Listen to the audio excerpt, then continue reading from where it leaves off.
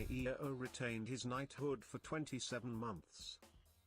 Hello and good evening everybody, Antiro, thank you so much for the sub, much appreciated sir. Good evening. Also, hello there Bordanil, hello there sir, then Dingo, good number my her, bienvenue. Also, I see Boostras, good evening sir. Lots of games over there, lots of games. I saw this weekend man packed with CS Go action. Well, I guess CS2 action now. There's no more Go. I did also see, hello sir, good evening sir and welcome, and Eddie Coffin, hello there sir and welcome. Now let's actually see what do we have. Suomi on the left side and Fun on the right side, team for fun. Well, we do have two teams that, to be honest, they are playing both of them for fun. Let's see how Suomi is gonna fare today. They did actually go through the picks for the maps here, and it looks like Rich Highlands East West is gonna be taken down. Lakes is gonna be taken down. Tilted Access and Primordial. They're gonna have to choose between Pangea Classic Ridges and 7 Seas. Well, I guess both of these maps are actually quite open and nice. Let's actually see what they're gonna go for. I would imagine it's gonna be Pangea Classic, but maybe that's just me. Let me actually put my things up on the screen over here, and I do need to actually pop out the chat here from YouTube. You know, just try it. There we go. Click on buttons. There we go.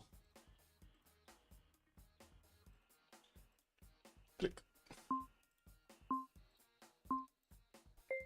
They did go for the 7 Seas. Now, I did have a question over here when we were in the chat. Who's gonna pick the snow guy? That's what I want to know. I don't want to know about anything else. Just who's gonna pick the snow guy? We want to watch those eels, no? Well, let's see if they're actually gonna pick it on the 7 Seas. Though we should have a decent amount of tundra on the 7 Seas. So Suomi is gonna be on the left side, Fun on the right side. They do need to go through the ban phase, and they do have 5 bans to go until we're gonna see any kind of picks here. They're also going to have an extra ban after the second rotation ban, if I do remember. Also, Heifer, good evening, sir. Team for Fun is that under with the three French guys. It's Badger, Drew, Goshan, and Lil Dead. And I also just joined Mikalai Novikau. Also, Ural Fish, Iver, Pupus Mestari, and Rakas are going to be playing today for Suomi. Give me a second. Let me actually take a look at the roster of Team for Fun. Maybe you are onto something over here. Is it actually? I know he was playing, like Under was playing on CPL Squadron something. Yeah, he's not here. He's not here. I think this is a mix of a former Russian team that got renamed, if I'm not mistaken. I'm pretty sure I saw these names in the CWC when they entered through the Civ6. Also, Flash Neo, good evening, sir, and welcome. When the stream starts and so my spam begins. Oh, let the spam go, man. Let the spam go, Flash Neo. You gotta be careful, man. You gotta be careful. Don't go on Civilization official Discord, man. You're gonna get gagged over there. You know, they're gonna shove something in your mouth. You're not gonna be allowed to talk. Also, Linda, good evening, ma'am, and welcome. Some of them played for the Civ Ukraine in the CWC. Oh, I see. I do remember it from other teams. Anyway, what's up? Cat came to say hello. This is what it is.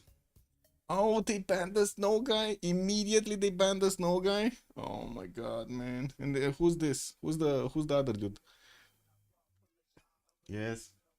They did also ban Olympias on the other side, and I do see also Zulu with Mapuche being taken out.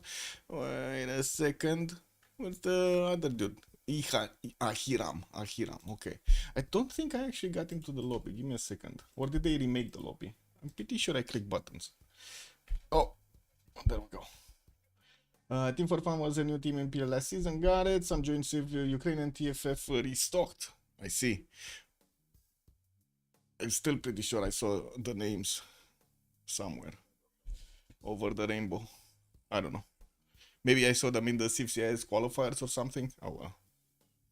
Anyway, looks like Kongi is also going to be taken out by Suomi here. They're not going to allow in those long ships or the Zerkers. Maybe we're actually going to see Varangian being picked up. I do see also Sitia has also been taken out by Suomi, and they do have 2 more choices to go on Team for Fun.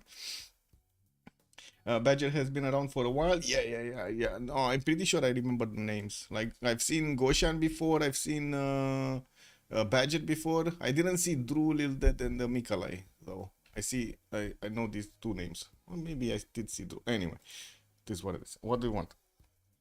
Oh my god. Really? Now? Yes. Yes. Yes. So don't be jealous. Even the cats are jealous. This is incredible. Yes. Yes, little cat. Yes. Oh my god. Trying to write stuff. Those last two were added this season. I see. So they recruited new members. That's pretty good. I see also Spain has been taken out on Team for Fun, and also we do have Rome Trajan on the side of Suomi. Ia vezi ce se întâmplă acolo.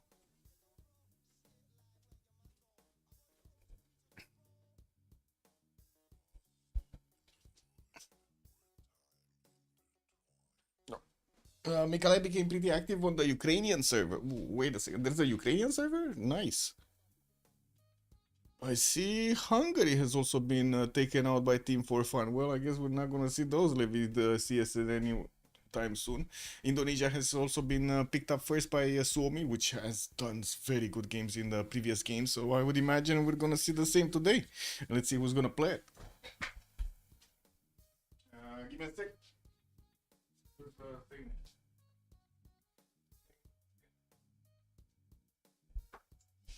Oh, I see the thing. Yeah, I need to get one of these napkins, man. What are you doing? No, get down from my chair. Man, I leave my chair for like not even a minute. I'm sorry, the cat actually took over the chair. This is what it is. Snowman is very hard. Yes, Snowman very hard. Looks like they're not gonna like his hardness here. No skill, good evening, sir. Also, Despa, good evening, sir, and welcome. Chandra Gupta, man, started Chandra Gupta gameplay. Oh, wait a second. Is this new Montezuma? Well, you know what I mean. Teknich the second. And we do have Hassan actually joining in. Oh man, he's gonna be friends with Portugal here. Very nice. The new Maya, I see. The new Maya. What is it? I need to swap here. Oh, I need to actually take a look here like this, no? So we got the dude with the trade out capacities here. Isn't this the one that is bugged? Or the other one is bugged? I know somebody's getting, or sometimes it gets like double the amount of trade routes. And who's the other guy? Didn't see these. Not this. Oh, this guy. No, the Maya. -2 combat. Yeah, I really don't like this, but I guess it is what it is. Anyway, it looks like Elizabeth the first is also gonna be taken out by Team for Fun, and Suomi does need to take out another 3 actually, right? They need to take out another 3.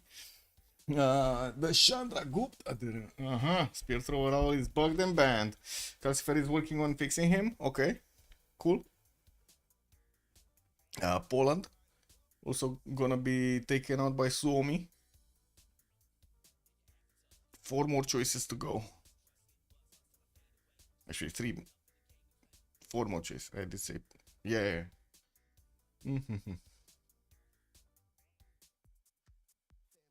What is it gonna be? Tokugawa. Man, these little hairs, man. 3 song enjoyers. Ah, you just mentioned him. You jinxed him. No skill, you jinxed him. Look at that. It's appearing in the band face. They remembered him. Man, spear thrower banned for all. Yeah, it's totally banned. They're not allowing him in. Why it's not in the ban list? It is in the ban list. It is here. It's blacked out. It's not allowed. Oh, they're banning Genghis, the big Khan. Ooh, that means they're allowing in the little Khan, Kublai. No, the baby Khan. Come on, they need to pick the baby Khan. What do I feel like they're gonna go for? Something like Basil, Theodora, something like this. I feel a Byzantine nation coming into the game here. Yeah, auto bans are crossed out and they're not appearing in the bans here. They're just crossed out. They do appear when you choose the map though. Yeah, there we go. Basil the second gonna be picked up by Team for Fun. And Suomi does need to pick up their second and their third and fourth civilizations here. Both of these choices need to be made, and Cyrus is going to be the first one next to Indonesia and Technic, something. And Varangian is also going to be the last one. So he did actually get in. I was wondering if they're actually going to pick Varangian or not, since they did ban Konge, because why not? Konge, 7 Seas, I don't know. I guess we're going to need to see the map and check out if they do have any kind of international, fighting going on the coast there.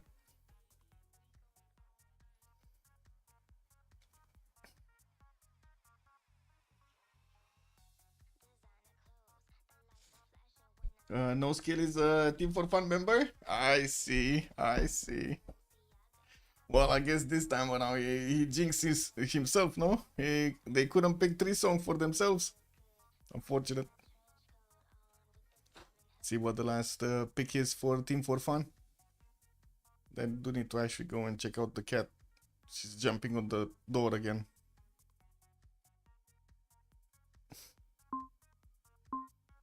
Cats, man. Cats these days. And neither shot. We got actually both Persias allowed in the game here. Locked in. Got it. So we do have Indonesia with Tekinic, with Cyrus and Varangian on the side of Suomi. On the side of Team for Fun, there's going to be Hassan with Portugal, Basil II, and Nader Shah here. And we already do see them starting to actually get their choices on the board. I think I do need to actually reconnect really quickly here so I can fix any kind of possible 0ms issues. And then get in the game. Get in the game. Hello there, Papas. Good evening, sir, and welcome on YouTube. Let me actually switch around stuff here. Click, click, click. There we go. You want Indo free sim to smash the lobby? Oh my god, just like it did like a few days ago. That was insane. That was such a good sim over there. Who was doing the sim? Do you guys remember who was playing Indo the last time? It was just wow. How many remaps are we gonna have? 15 minutes. Let's actually start up the prediction here. And Mochizu, thank you so much for the follow. Much appreciated. Also, Noski, I really like this Joan Gamble. The Joa Gamble, the Portugal Gamble. Okay. Let's see what they're gonna have as a map and possible connections there. They don't have anybody else on the seas, no? What did they pick? They pick Hassan. They might actually not have a trader. Let's see how this develops. On the other side, we do have Gitarja with Harald Varangian. Maybe they get lucky and get together. Show all the players. What do you mean? I am showing all the players. We don't have them all in the lobby though. One is missing. Badger. The badger is missing. Why does he have a fur also? Like it's badger fur. I guess he likes badging furs.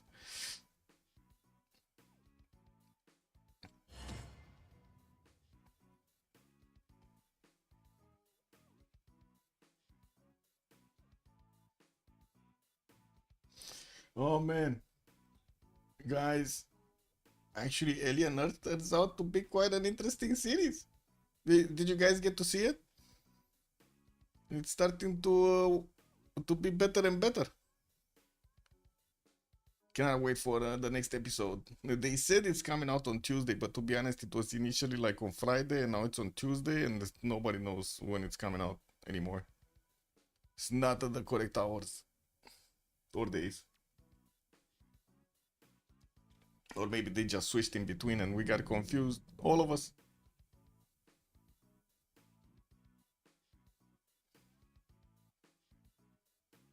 What's going on? Badger cannot join? Is that the problem? I think Badger cannot join. I played with Badger and Pumpy and Goshan. Just want to see the nicknames. Is that their team? It looks like that this is their team, yeah. This is their team. Evert, Pupumestari, Raka, and we do have Uralfish on the side of Suomi.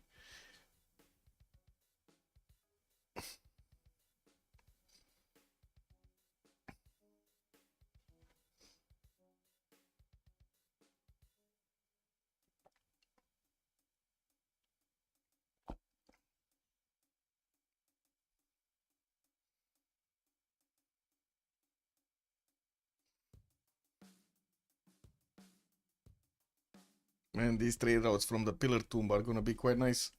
+2 gold, +1 science for outgoing trade routes for every 2 districts within 2 tiles of the city center, maximum 6 districts. 12 gold, 6 science trade routes sound good. Very good.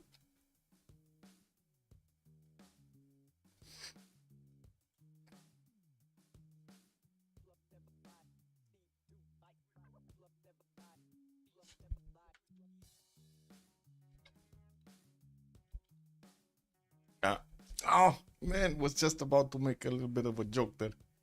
Oh well, I guess he got in. It's all good. He got in. Map type, it's gonna be the 7 Seas, sir. 7 Seas. Also, Badger and Goshan hard skill players, Ukrainian bad boys. Let's see how they're gonna smash today the lobby.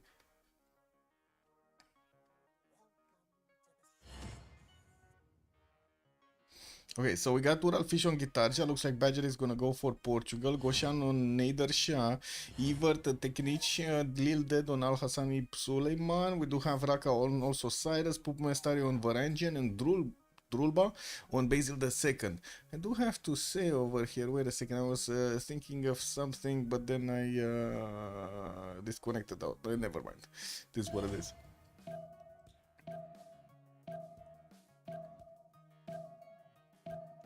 Oh, was thinking every time I see the name Goshan, I'm thinking of Goshan Place from Interchange from Escape from Tarkov. I don't know if you guys are familiar with the game, but there is a map on it. It's called Interchange, and on that map, there's basically like a big mall with its surrounding parking lot and stuff like that. And then inside the mall, you get Goshan as a store. It's basically the food store. We go left. Oh my god, so quick. Look at that poor Daniel. He's getting excited for the game. Love to see it.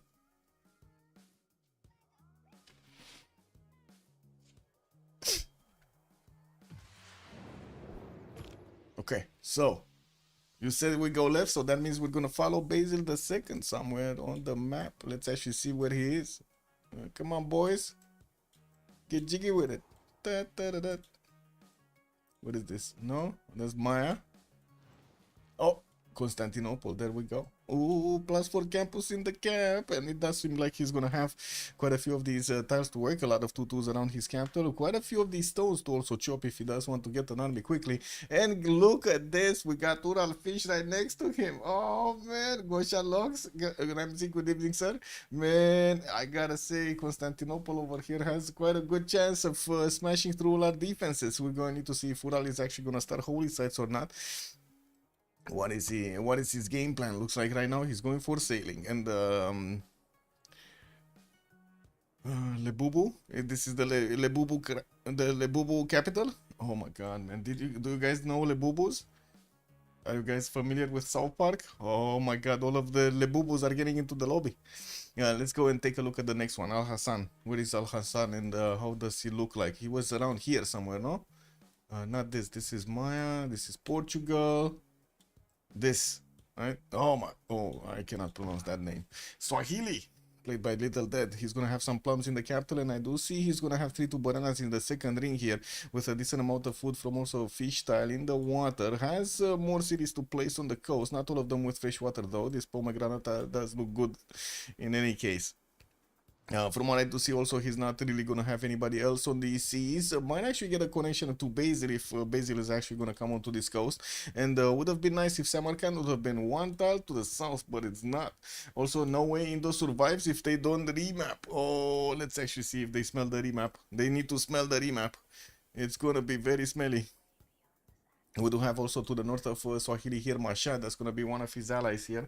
And we're gonna need to see how they're gonna get to go together against their opponents. We do have Nidaros, that's going to be one of their opponents past Geneva to the northeast, and that's going to be Varangian. Well, let's actually take a look at Nader Shah. We do have Nader Shah with Pio Piotahi, second settled northwest. Unfortunately, not that many good tiles over there. Some aluminium tiles to settle on, and he's not seeing them. He doesn't know about them.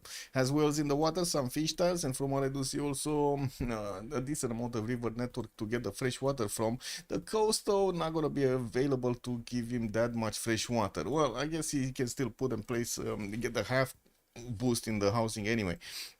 Has a +4 campus in the capital if he does place it in between those two volcanoes. And we do have a scout coming up in 3 turns here from Nedersha. Let's take a look at Badger. Ooh, they're gonna have trade routes between themselves here. This is gonna be nice. Portugal is gonna have somebody to trade with, and it is gonna be one of his allies. We got a scout coming up in 3. Grand Mesa to settle on the eastern side on a 2-2 base, and of course benefiting from some extra culture points. Has also coast on the west, but that's gonna put him a little bit closer to Evert. Not sure if he's gonna like this or not. Not that Maya is that aggressive, but I guess we're gonna need to see what Maya is gonna do here with also the Motlatse Canyon. We do need to take a look also on Harald. Harald is here. Will definitely get trade routes with Indonesia. I'm pretty sure Indonesia is going to put a city on this coast and send some of those trade routes to Nidaros, while Pupu Mestari is going to get his scout out in 3 turns. He also has some of these geothermals. Second cities on the coast will not really give him the fresh water, which is kind of a bummer.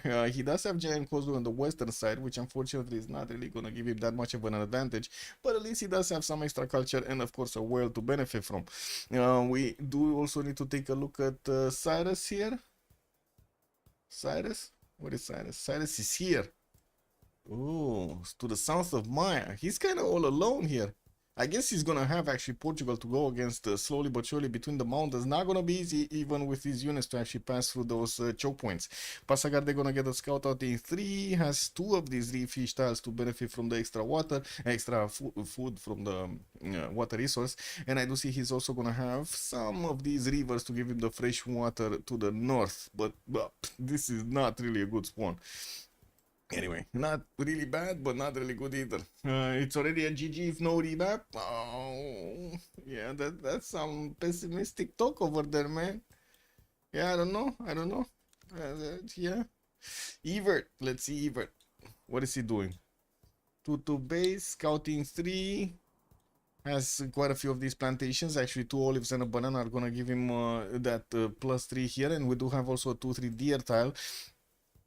Some cities that he can place on cattle tiles to get the extra food, and to be honest, I don't really like the amount of amenities he has or plantations he has here. Yes, he has a few of them, but not that many.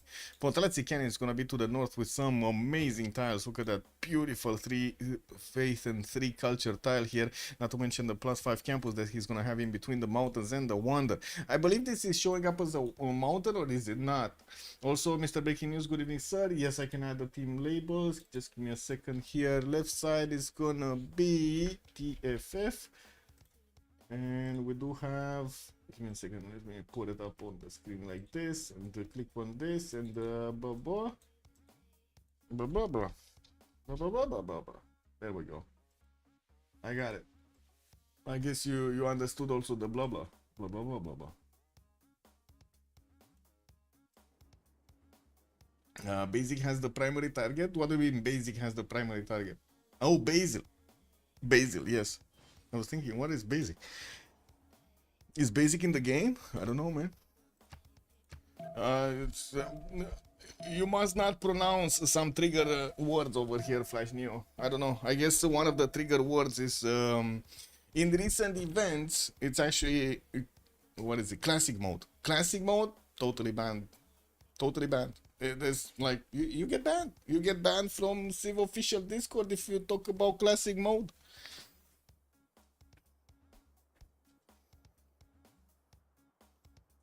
Right. We got 2 more to talk about, right? Lil Dead here, gonna get some cities on the east, and I do see he's gonna have some truffles over there in the north.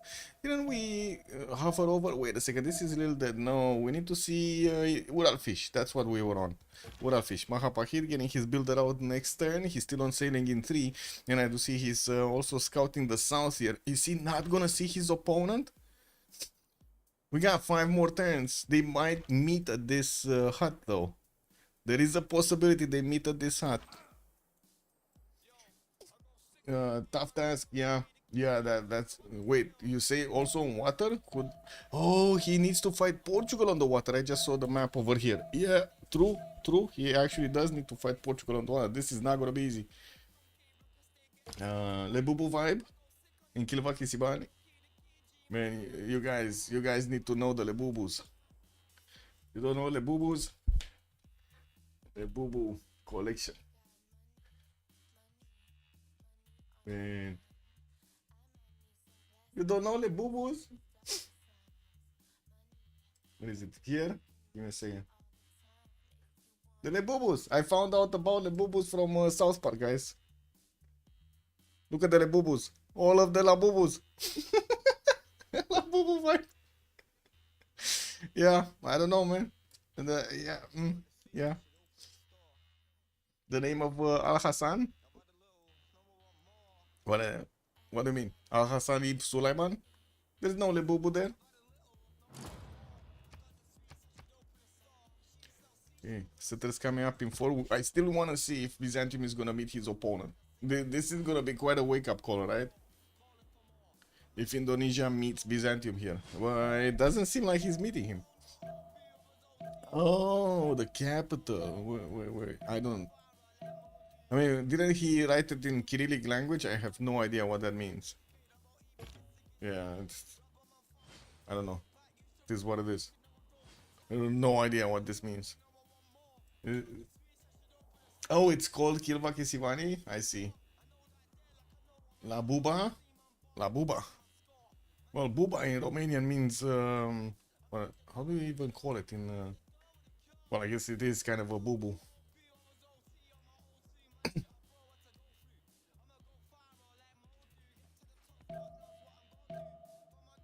Something that no, not something. It means basically you're hurt. Buba. It's if you cut yourself, that's called buba. Like cut anywhere on the hand, on the whatever.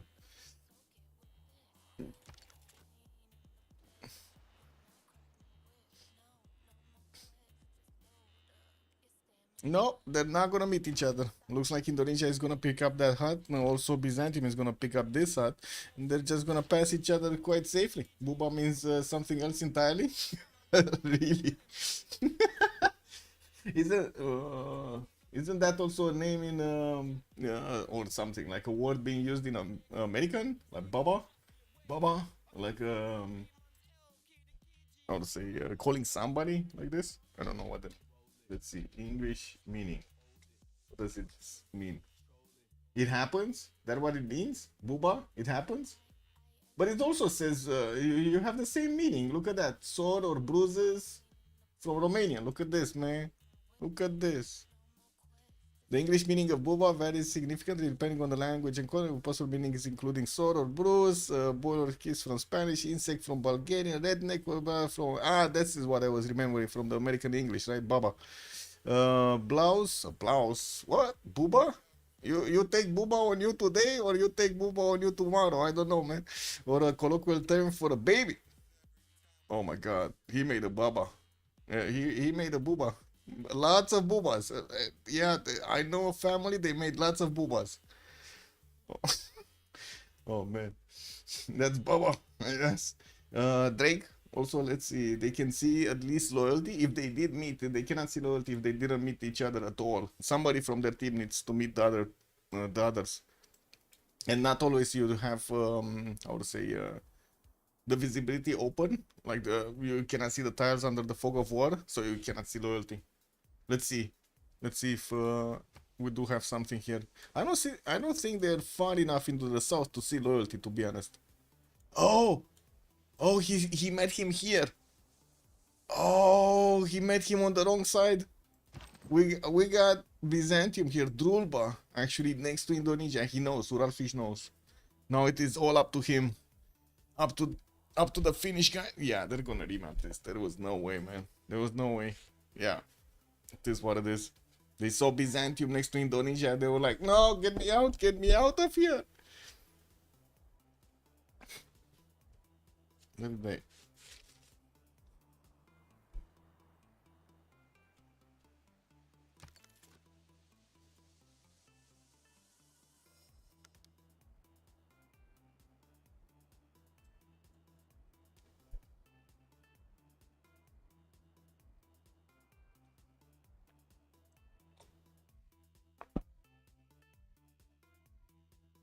Just waiting for the new map.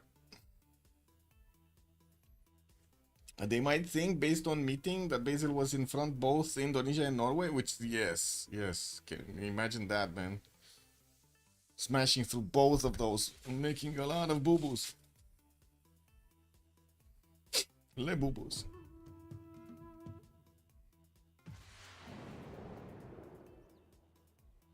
This is a much more connected map. Let's actually see, where are we going? We going left or right, chat? Where are we going? We going Drulba or we going Ralfish? Who's gonna make the biggest boo-boo? The biggest, the baddest boo-boo. We go right? Okay, right. Let's actually take a look where Indonesia is. Basil, Persia. What's going on? Oh, there we go. Oh, I thought for a second here this is Indonesia, and I was like, what is he doing off the coast, man? Oh, he's not here. Oh, I found him. He's in the middle of the map, actually. To the west side of Portugal, but that's gonna be, well, I guess they're gonna fight on land for a little while. It looks like he's much safer. Like he does have Maya on the western side, which is gonna be his ally. Portugal on the right, but it is gonna be his opponent. It looks like this is gonna be free sim Indo. We got him with a 3-1 wine tile to get some extra food from. Some of those maple tiles are working for him, and from what I do see also, some of these one tile lakes to settle cities and get those harbors down. Not bad to actually have all of this fresh water around. And of course, yes, he doesn't have that much coast. Could actually go for the northern one if he does want to actually get his toes in the water here. We're going to need to see if Lil Dead is actually going to get a, big fleet or not. We do need to also take a look at Evert, which is not here. This is the capital of the Gatics. This is Evert, right? Okshuta. We do have Evert with some of these spices in the capital, unfortunately lacking the extra points of production, but in the second city northwest, he does have some. And I do see a 3-2 banana in the third ring. Some of 1-3 tiles for the extra food. Halong Bay southwest that he could settle directly on and get some fresh water from that river. And I do see he's also going to have some of these mountains. But this is he's going to need plantations. And yeah, he does have some. Quite a few bananas and tobaccos over here, not to mention the spice tiles to get to improve. I guess we're going to need to see how those observatories are going to look soon. We do have also Cyrus here, western side, 3-2 banana directly in the capital to get food in. Spice City on the western side next to some beautiful mountains. And from what I do notice, he does have actually on the other side of this coast the other Persia, which is probably going to be free simming because it doesn't seem like he's going to have an opponent here. No, just the mountains. He's going to fight the mountains, guys. Well, Pasagarde here is going to have also the rivers on the east to settle on, and from what I do see, he has an opportunity to go and get some trade routes going with Evert at some point through the Halong Bay coast here. Yeah, we do have Pasagarde getting his scout out in 2 turns and slowly discovering his land. And to the north, he does have an opponent that's going to be Lil Dead. That's going to be Al Hassan here. The end of this river. They're both on the same river, actually.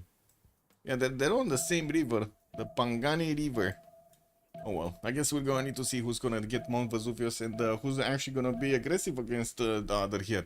We might actually not see them being that aggressive since they're far away. Looking at also Harald Varangian. Where is the big guy? Oh, he's actually over here also. Huh. Yeah, I don't think he's actually gonna send some armies to Swahili. Just my take on it. And Pupu Mestari is gonna get his coast, 3-1-1 fish, has some extra food from a rice tile, and from what I do notice, unfortunately, not that much fresh water on the coast. He's gonna have some penguins in the north to benefit from an extra amenity. Some of these geothermals are gonna give him the adjacency towards his campuses southeast, and I do see he has some rivers, but unfortunately, not that close. He's gonna need some housing here. Looking at also the southwest, does look like quite far away he's going to have Byzantium, and there is a possibility for Byzantium to actually get there. To be honest, if he does manage to get a trade route here, the rest of the way is not that hilly. We do need to take a look on Portugal though first, and then take a look at Basil II. The Venom for the Gatic Street, we got Badger here getting a builder, 3-charge builder from somewhere. Maybe he popped it from a hut because it doesn't seem like he actually put production into this. He already has a scout, no? And getting another one in 2. Has one of these 3-1-1 maple tiles, also some turtles in the water. Second city, beautiful on the citrus tile over there, also with a 2-3 deer tile to get him the extra production. Northeast has one of these 1 tile lakes to get a city next to and benefit from that nice and juicy extra housing. While on the western side, he's gonna have Indonesia to try to get going against him. He needs to go against him on the land. It wouldn't be the first time that we actually see Portugal getting some encampments and going against an opponent here. We do need to see at which point in the game he's gonna try to do this. We do have him getting some scouts out, and from what I do see, he's putting that builder to work here. Is he not sending him into the water? Hello, dear builder, you must jump into the water. Oh, one more turn, one more turn. Also, that's a sad coast for Indo. Yeah, not that great. Also, Indo must be classic, old school, bright red color. Peninsula for Harald. What peninsula? This one, the tip? Oh, Harald actually has a city-state to take out. I didn't mention this. Taruga. He might actually take that one down for himself. Get jiggy with it. Let's see Nader Shah. Nader Shah. This is Nader. Yeah. The Buddha of the Venom. Everything is Venom-like here. Jargona, good evening, sir, and welcome. We got Goshan here with the possibility to get onto that ivory tile northeast, get onto the coast, and from what I do see, it's not like he's actually going to have an opponent there unless you take into account the other Persia. We do have him with some more settlers in the south, another one of these amenity settlers on the cotton tile if he wants to. He does need to move a little bit further, shouldn't be a problem. And from what I do see, a lot of land between him and his opponent here into the north. Well, it's going to take a while to get everything colored here into his own cities, but I'm pretty sure he's going to try to keep going and expand as much as he can. It's not like he can actually go south, right? A few cities and that's it. Probably 2 cities and that's it. Maybe one on the coast, I don't know. But I would imagine he's gonna like that fresh water in the north and of course try to get into the puddle jumps here.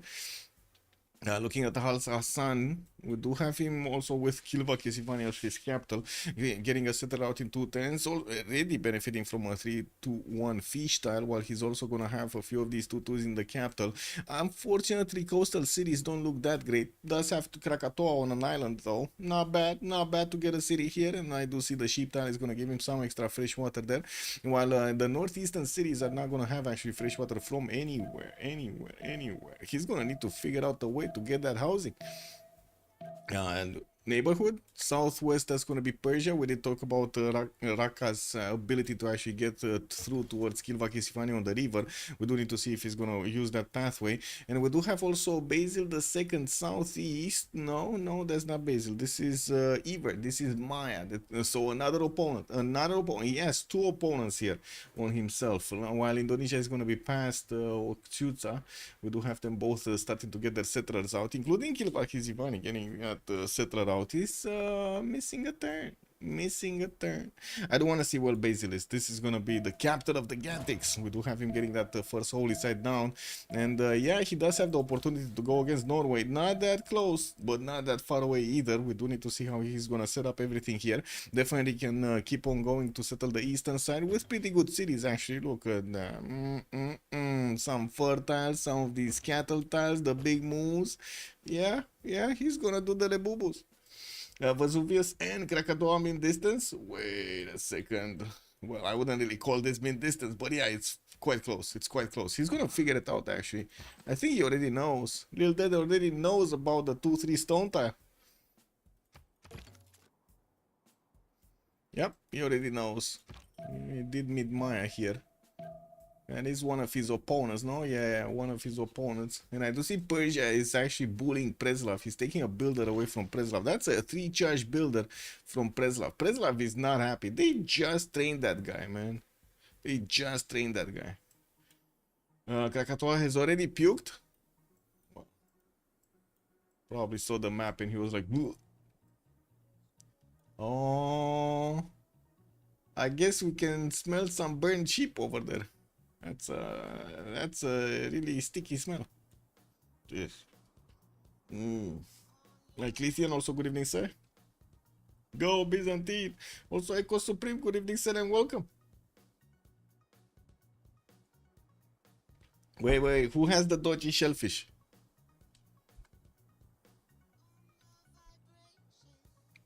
Dodgy shellfish.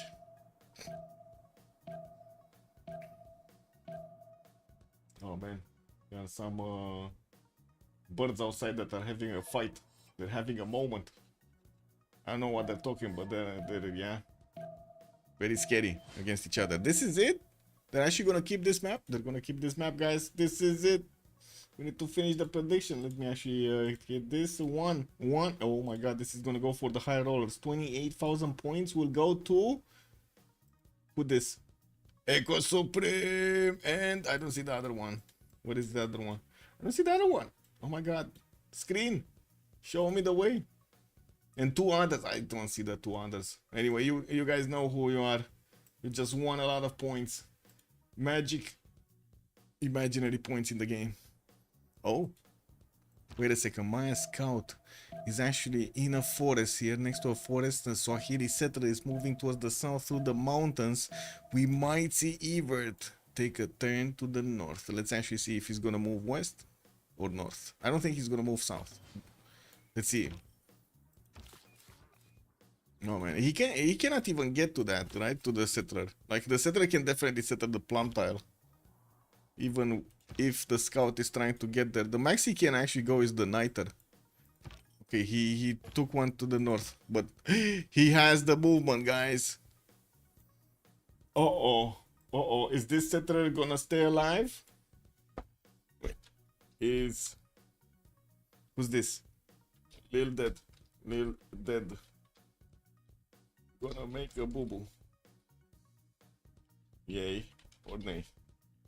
Let's see it. Guys, 2 minutes. I give you 2 minutes to put the points in. Platanius, good evening. Might be a quick game. I don't know, man. I don't know. This Evertian scout, it might do a boo-boo. A big boo-boo. They did declare war already. Might not be because of this. Let's actually see. Let's jump around the map here. We got the God of the Sea being chosen by Indonesia. Looks like Portugal is fine.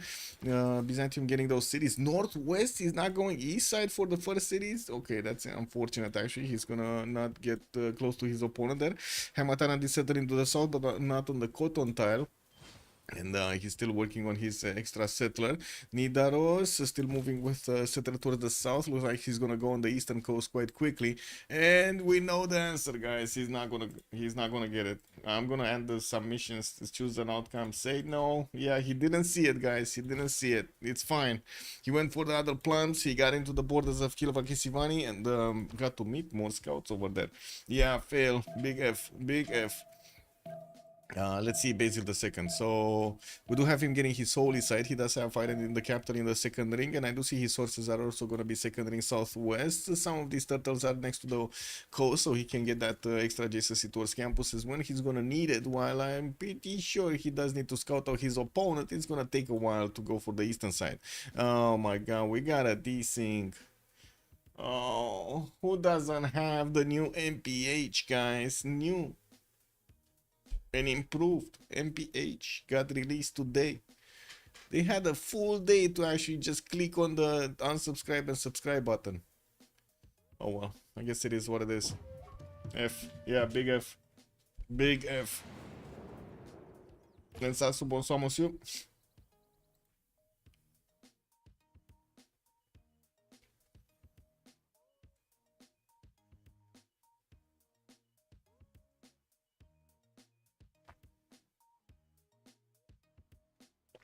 Oh, Dota 2 TI is also on. Team Liquid versus Tundra.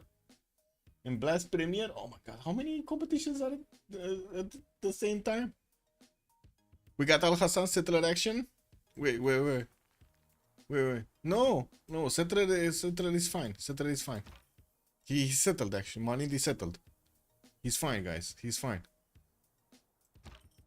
Okay, well, Lil Dead is also gonna have horses in the first ring and his iron in the second ring here. We do need to see his new units, and from what I do see, unfortunately, we're gonna have another desync. The city population looks to be 0 for some reason. That's a city with nobody in it, guys.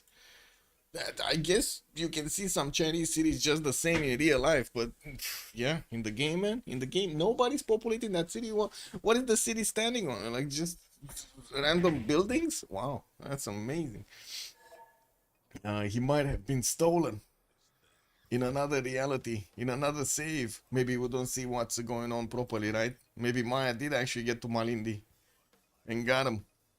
Anyway, Nader Shah, do we have here? This is Netherite. We were talking about this southern city. Has iron in the capital, horses in the second ring, a +3 campus, 2+3 campuses, and from what I do see, getting that extra settler out. He does see his adjacent territory, and he does know about that ivory settled northeast, while he does know about also the river to the western side. We do need to see if also Basil is gonna take away Hansa and of course get himself another city center here on the way towards his opponent. It's not like he can actually successfully go southwest and do something like damage against Portugal unless he really wants to go for the full 9 yards against Indonesia. That's gonna be quite something, quite a road pathway there to take. And oh, we didn't actually desync. Wait a second. And this is one pop, and we got the Jahazi. Oh, the first Jahazi is coming out. Anyway. Oh, wait, what? What do you... So relobby? Go ahead. Oh, they wanna relobby. They wanna relobby. Yeah, that's quick, guys. We didn't even get to 10-20. Oh, no, it was 15.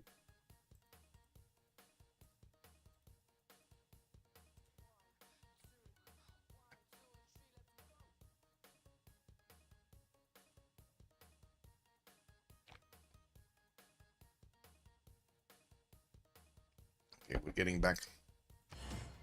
Let me check on the cat, see what's up. I'm gonna leave the screen here anyway.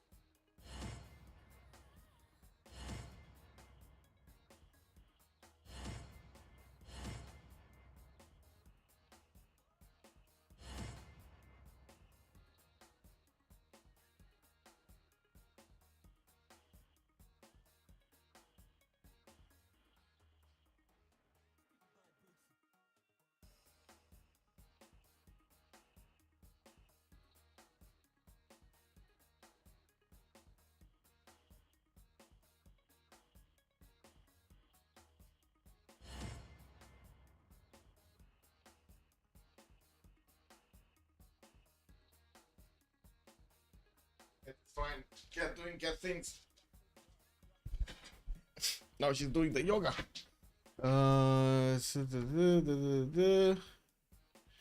Natural wonders 51. Yes, can confirm. Who lagged? All laggers. All laggers. All of them. We're all lagging. It's a new meta. We're all lagging.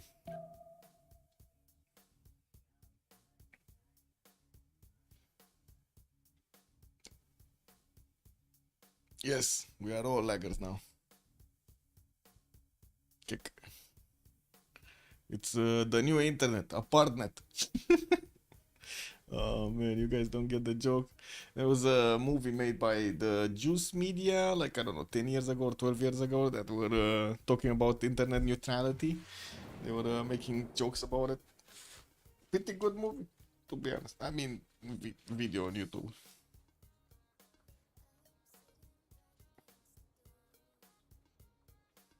I don't know what happened to those guys. I guess they really wanted the honest adverts, but oh man, like they were really doing well with the rap news.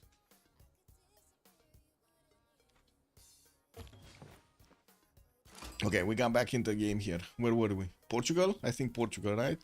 Let's see, moving his settler north, and it looks like he did settle actually at the city of Porto on the how to say, citrus style, while he's gonna benefit from the deer. Still no pantheon from him, starting to get his penguins improved, not to mention also the turtles.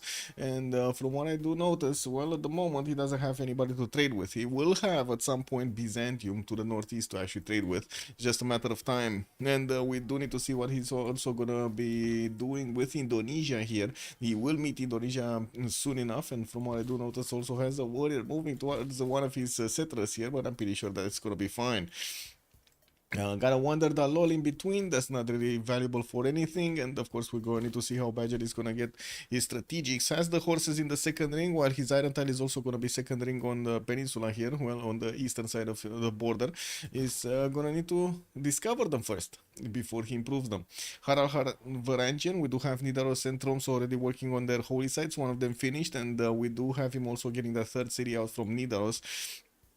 Getting some of these fish improved soon, I hope. While he did settle Tromsø on geothermal, he's benefiting from one of those extra science points. Has Taruga to actually go against with some galleys to take it over as the city center, and that's going to be one of his extra cities.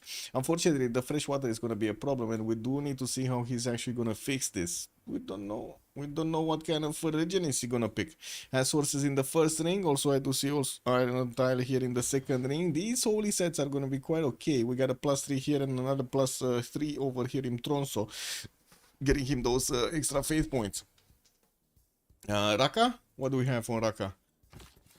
Persia gonna get back 3 next to a banana tile on the right side. Also gonna bring back that builder from the north, so the 3 judge builder that he took away from Breslav. Getting a 4th city also. No, this is this is a 4th settler actually from Pasagarde, while he's gonna benefit from a banana in the capital. Has another 3-1 wine tile that he will probably get in that third city of his. Getting horses in the second ring from Pasagarde. Also iron tile in the second ring for Pasagarde. At the moment did not actually go for that city on the west, so he can benefit from the spice styles. Well, I guess we'll see when he's gonna place that one. Doesn't seem like he's gonna have that easy a time getting to Swahili, and of course we're gonna need to see how he's gonna place his cities here, as a few of these he has to keep taking. And from what I do notice, he does know about Swahili's presence, especially with Maya starting to actually get into that nation's borders. And talking about Maya here, we do have already a pantheon, goddess of festivals being picked up for that extra culture on his plantations. Third city moving north, and of course gonna get closer to some of these wine tiles. While he's already putting some observatories down, I don't think he finished a single one. He's working on Copan in 2 turns here to get it down. And of course we do need to see if he's gonna be aggressive against Swahili. What do you think, guys? Is this what are you favoring here? Favoring Swahili or favoring Maya? It's not like either of them actually have damage points, right? What are you guys favoring? Is this gonna be Maya gameplay, just overwhelming science from him? Or are we actually gonna see the Jahazis coming out to play over here from Little Dead? Chat? No prediction about this? No impression about Evert going against Little Dead? No? Man, I was looking for the juice. Hamish Smith, good evening, sir, and welcome on YouTube. Hello. Anyway, iron in the second ring, also from the capital city of Maya. We do have him getting a horse, and I do in the first ring, and I do see also Erminador is gonna pre-place one of these observatories. Gonna finish it in 5, and Hunter is saying the prediction. It's gonna be Maya with Persia's help. Yeah, it might be. Good evening, sir, and welcome. Also, new Maya has attack bonus. I think it has attack penalty, no? It's a -2. Receive -2 combat strength for all units within 6 tiles, and then units outside of the circle receive the +4 combat strength with units healing 5 HP. So, 6 tiles. Where is his cap? 2, 4, 6. After this line, he's gonna get +4 against his opponent. That's exactly the correct time, no? Correct time. And I see that -2, and I only remember the -2. I gotta say on Maya. Like that's the first thing I remember. Totally forgot about the +4. Oh well, it is what it is. Ural Fish, 3 cities strong, still not going for the 4th one. He's gonna get some slingers out, and I do see he improved 3 of these coastal resources, getting the trader, no, another builder from Palembang. And while he's gonna start off from the monuments in the north in Badong, I do notice that warrior actually from Portugal did turn to the south here, getting into the main borders of Indonesia soon. Still does need to actually improve his sources and his iron in the second ring of his capital city, while he does also have so much food coming out from the wine tile with the coastal resources improved. Neither of them are actually going to go early on for encampments here. They don't discover bronze working anytime soon. We do have Badger, Portugal going for celestial navigation, Ural Fish going for celestial navigation, so both of them are going to try to put down their harbors quite early on and start getting those trade routes in between with the lighthouses. We're going to need to see how things are going to evolve as the game is actually going to evolve. Also, yeah, we did mention those two. Let's see Pantheons. Do we have any more Pantheons? Byzantium still on 2 cities. He's finally getting this one on the eastern side. Unfortunately, that cattle 3 tile food is going to be extremely expensive if he doesn't go across. So he's going to go across. He's getting some shrines out in his holy sites, and I do see Norway does have a scout relatively close to him. He might actually pillage that one holy site. While Norway did pick up also Earth Goddess as a pantheon, he did manage to finish both of his holy sites. Still no shrines in them, and it's going to try to get the builder in the meantime. And of course the third city is moving to the northeast over here, probably gonna put it down on the aluminium to get in range of those fish tiles and of course the turtles here. Still no pantheon from Swahili, but we do have the big boat. Lil Dead is gonna get the penguins. Wait a second, what happens if you burn the penguins? Wait, whoa. What happens if Krakatoa pukes again? And this time, pukes on the penguins. With a Swahili boat next to it. Is this gonna be like pre-fried penguins? Or how does that look? Pre-fried penguins, guys. Yeah. I guess there's quite a bit of a smell over there. Lancer, good evening, sir, and welcome. We got City Patriot Goddess also coming out as a pantheon here for Swahili, while we got a 4 city coming out from Kilabakisivani in 2. Also the nice tiles, yes, Belisarius, good evening, sir. The penguins are as immune to fire as horses. Oh my god, man. These are immune to fire. So these are invincible penguins. These are better than the ones in Madagascar, no? I guess, if they're invincible like this. I guess those guys are kind of invincible also, cartoony style. Maya. Oh, Persia. Stone circles on Persia. We do have Cyrus here that needs to start improving his stone tiles everywhere, getting those quarries with the extra point of production. He did manage to stop the other Persia getting to his borders here. This is, wait a second, this is Cyrus. Yeah, this is Cyrus, and this is Nader Shah. Got it. I need to get into the color zone. Third city also coming out from Cyrus. No, fourth city coming out from Cyrus. He did settle Tushpa actually on a 2-1 base. Didn't want to actually move a little time, like 1 turn further on the ivory on the other side of that coast. And from what I do see, the fourth city is probably gonna be moved over here northwest on that dry style. 1, 2, 3, 4, 5, 6 to settle. Not bad, not bad. I don't know why, for some reason the computer wants to take this route instead of this route. He probably doesn't see a tile here or something. Let me see. Yeah, he doesn't see a tile here that's blocked. Kek W, man. Pathing, bro. Pathing from Persia is amazing. I think only bonus resources get destroyed. Yeah.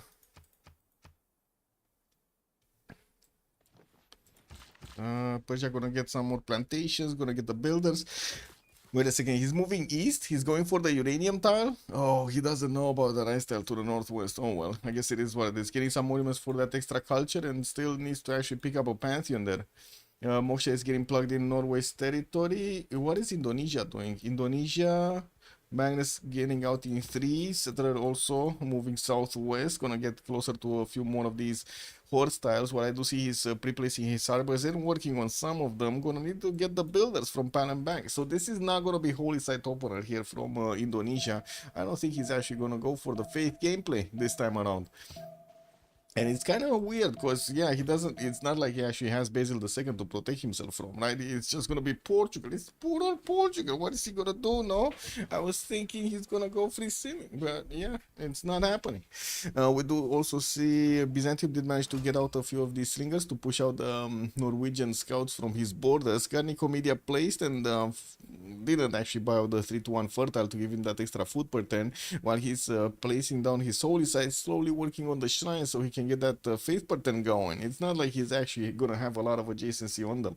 Also, Rafifi, Bonsoir, Monsieur, Bienvenue, Indonesia, God of the Sea. Yeah, he did go God of the Sea. It's kind of weird because religious settlements has been actually the pantheon most preferred on Indonesia in the past, I don't know, 2 weeks or something that we've seen the games.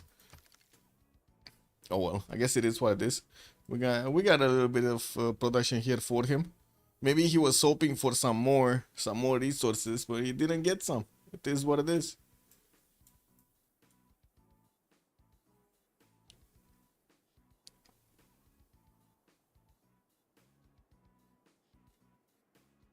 Should we get a prediction for who's gonna win? I guess so, right? Let's see. Let's skip the prediction for who's gonna take the first city. Just go for the winners now. Who is going to win? And that's gonna be a choice between Team for Fun or TFF. And then on the other side we got Suomi coming out live from Finland. Basil was Crusade. We don't know yet. I don't think he picked up a religion yet. No, he didn't. We don't know. We don't know if he actually will pick Crusade or not. Norway is on 3 Great Prophet points. Byzantium is on 4, and from what I do see, they still need to actually get quite a few turns on. Aryabhata is going to be the first scientist, not really something to go for, and of course nobody's making general points at the moment. Portugal is getting some admiral points, and I'm pretty sure the others will follow, like Indonesia. Merchant screen, none of those trade route ones. We got Marcus Licinius Crassus, and from what I do see, Byzantium did manage to actually get a builder from somewhere, a 2-charge builder from somewhere. He's bringing it back to his capital. Plugging in Moksha in the capital, also working on a Holy Site prayer project while he's still getting those shrines improved in the other cities. The Saint Labuba! Saint Labuba! Oh my god, man. Yeah, I don't know what to say, man. Yeah. That's Saint Labuba. Pretty sure that's not the city name, no? That's Valanchik also good evening, sir. If I didn't say, I'm pretty sure he wrote the name, right? He wrote the name. We got Goshan here, Fort City coming out. Still no Pantheon. What is this? City Patent Goddess, right? Putting down his campuses. These are gonna be +2 campuses. That's gonna turn into a +3, and we got another +3 here with the mountainside. But the city of Pate will get a +2, and from what I do see, also Krakatoa, oh, he's just begging for more. He did start to puke a little bit, but it looks like he didn't touch the penguins.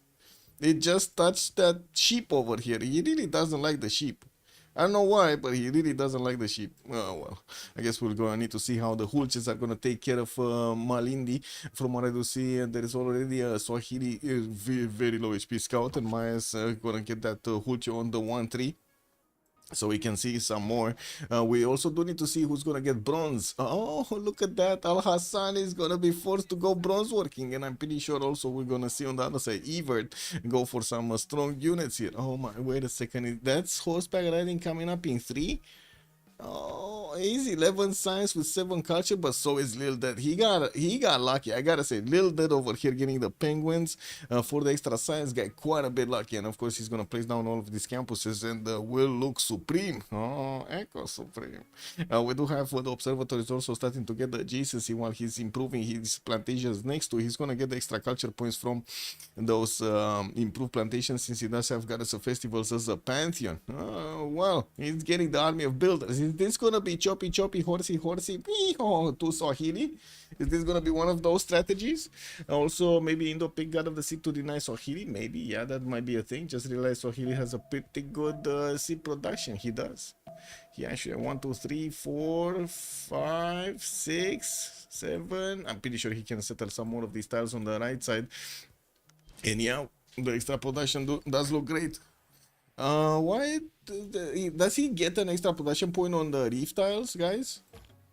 Is this what's happening here? Fort City Kelly did actually get settled. I do see also Persia slowly moving towards the north, getting that stone circles, but still not improving that many of these stone tiles. Only has like one single quarry improved in the capital city, and that's it. Moksha plugged in Susa, and he's getting those markets for the trade routes. Finally getting closer to his opponent. Swahili, Sili. Click on this, and click on this. Okay, there we go.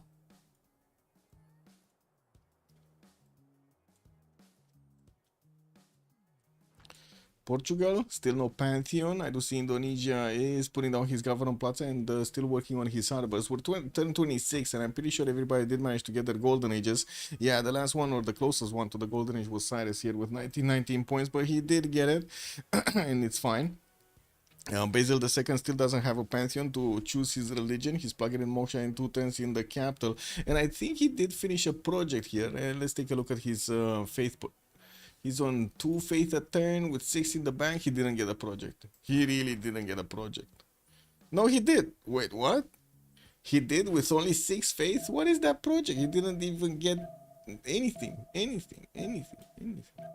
I don't know. It is kind of weird. How did he get so little out of a project? How many horses does Suomi have? Evert is on 10, and then Ural Fish is on 2. Well, on the other side, we got like only 2 horses on the side of Goshen. That's it. And 3 iron. Ooh, we got Lil Dede actually. Oh, he did actually discover his bronze working, right? He got bronze working. Okay, we got the first Hulce getting closer and closer to the city of Malindi. He does have the ability to shoot from the sheep tile against the city center, and I'm pretty sure with the army of builders that Maya has right now, he could definitely get a lot of jobs. Next turn, horseback riding, also military tradition coming up in 2 turns, so he can plug in the horseback riding card, or the half-cost horse card. And from what I do see, he still wants to improve his plantations here. It only got a single one of these horses, unfortunately, in his adjacency here in his 3 cities adjacency. That is kind of unfortunate because it doesn't look like his allies did improve that many. We do have Raka finally. Cyrus actually getting one of these horses. Okay, there we go. He has another horse style in the Passagarde that he could improve if he gets a builder there. But in the meantime, it looks like he does want to chop this maybe for the government plaza or something. Well, I do see him working on those markets. The other Persia also placing down a lot of these commercials to work on the markets in them and get those extra trade routes from. And I do see he does have 2 cities on the coast, Tarsus with Tushpa. They're going to be towards the other Persia's coast. I'm pretty sure they're not going to get to fight each other. Johannesburg southwest, that he could actually get to Suz. And finally, we actually do have Byzantium getting Simon Peter. He does need to get the Pantheon. Is he going to get the Pantheon right now? Oh, he did go for initiation rites as a Pantheon. You saw that warrior pop off, and now he's getting his religion. Oh, just give it a minute. Just give it a few seconds here so he can actually click on buttons so we can see his religion. Also, Norway placing down his harbor. Still no government plaza. He does need his 7 pop in the city of Nidaros, while he's also gonna need to figure out what he's gonna do against Taruga. He does have one of those Persian warriors getting into his borders, and it seems like his ringer is not up to the challenge. We got Lil Dead on 19 science. We got Evert also 16 science and 18 culture. This is like super important for the bonuses here for the cards. While I do see the Jahazis are starting to move around everywhere. He's also getting the pillar tombs over here. Those are the replacement monuments. First encounter from Kelly, while I gotta say, Maya did actually discover his horseback riding. He's getting mining right now. He cannot even chop. He got horses, but he can actually chop the woods. We got a government plaza coming out from his capital and has 1, 2, 3, 4, 5 builders, guys. 5 builders that can start chopping. Is this gonna be it? Is this gonna be the massive invasion of Malindi? It's not like actually his opponent has any unit, no? Archery coming up in 1. I'm pretty sure Al Hassan is actually going to get to horseback riding relatively quickly. And we do need to see what Maya is going to pull off here. Maybe he will figure out that there are no defenses in Swahili. Just needs to move this Hulce a little bit closer. Just get it closer, man. Get the wrath of Venus against the Swahili nation. No? No. Come on, where are the horses? There we go. First horse, Copan. Is that gonna be chopped? Choppy chop. Evert. Evert. Okay, just getting those plantations improved here. Got the banana. We got a horse from his capital. Can he actually... Oh, he can actually put multi... Okay. He has enough horses for like 3 of them. Okay, got it. Probably gonna chop 2 from his capital, I would imagine. So another one from Copan, and I'm pretty sure he does need to chop another one from his capital. He has 3 horses quickly. Bam! Oh, not enough production, man. No overflow over here in the capital. He's gonna need another turn. And in the meantime, of course, Wahir is getting his own government plaza and started working on an archer from Malindi. These horses are gonna take a while, right? They cannot move that fast through the forest and the hill terrain.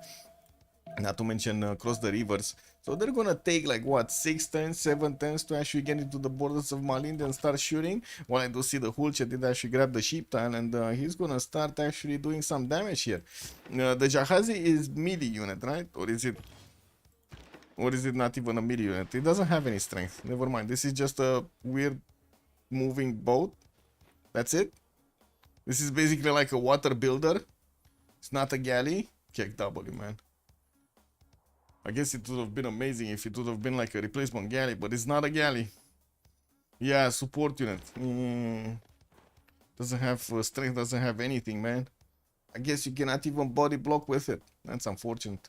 Anyway, let's see. What do we have as a religion here? We got 2 religions. Byzantium did go for choral music. With Crusade, he got it from the beginning. And we do have Norway going for feed the wall, so he can get that extra food and housing, while we do have also lay ministry for him to get those faith points and the culture points. I do see Persia is going to probably pillage one of his holy sites here, while the lighthouses are getting into the harbors. Norway did sit on only 3 cities. I do have also government plaza from Persia. Still no pantheon from Cyrus, unfortunate. While I do see Portugal, actually Nader Shah, right? That's Nader Shah, never mind. Government plaza also from Portugal, still no pantheon from him. While he's getting some of these tiles improved, the government plaza is placed so he can get some amazing campuses here. Let's see the navigation schools, how are they gonna look like. Also 4th and 5th cities already getting out of his city center. 6th one actually from Porto. He's gonna go rapidly expand. Well, I do see also Indonesia is already on 4th city. He's not going for the next ones, or at least not at the moment. Holy site here in Palembang. Well, I do see he's getting those traders to connect to his capital. We gotta see what's going on here. Okay, so first archer coming out from Malindi. We do have the Hulche that's taking the initial hits and will get a promotion, while we do have the horses here that still need quite a few turns. Why are they going this way? Why are they taking the wrong way around? Isn't it faster to go like this? Let me actually check. So they're doing 1 turn here, no? But it would be 1 turn here also. Anyway, no, this would be 2 turns. I'm not sure. I need to see it with full movement, because you know, it is what it is. So 1, 2, 3, 4, 5, and 6 with the 7 to go for. 1, 2, 3, 4, 5, and 6, and could hit the 7th. Anyway, I guess it is what it is. It's America, I say. It's yeah. First horses coming around, but I gotta say Swahili does not have builders to chop from. We do have a single one over here with 2 chops available. Could actually do it in Girva Kisivane. Could switch that tile and actually give it to his capital. And he did buy one. Oh my god, he spent all of that gold on it. That's quite a bit of gold.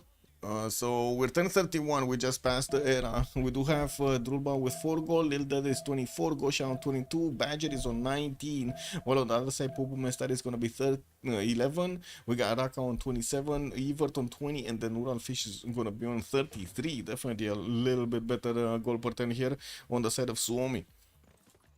Looking at Drulba, let's actually take a look. What's he doing in the Seydle Bubu? Monumentality Golden Age. We do have him on 27 Faith, 10 Science, 14 Culture, and 32 points of production. Getting shrined from Kamargrad. Well, we're definitely going to need to see how things evolve here. Lil Dead, 24 Science and 25 Culture. On Swahili, he did manage to get the first horse in Malindi, and this time around it doesn't look like Maya's going to manage to get the damage done. We're going to need to see if this is going to be enough. And of course, we do have also in camels coming up from both, with the camel training project finishing up in Kelly Main in 3 turns here. It looks like he's going to need at least 2 of them plus a few turns to actually get that get those points in. More horses coming out. That's a lot of experience. Where is all of this experience coming from? Did you see this? This is the second time I see so much experience. This from like taking hits or doing hits? What's going on Maya? Oh, gain 2 experience points upon completing an Eureka. Oh my god. So whenever their allies are actually getting Eurekas, he's also getting experience. That's pretty good. Don't you think that's pretty good? Oh my. Getting the extra experience. Get some more archers, man. Get level 4 archers over here.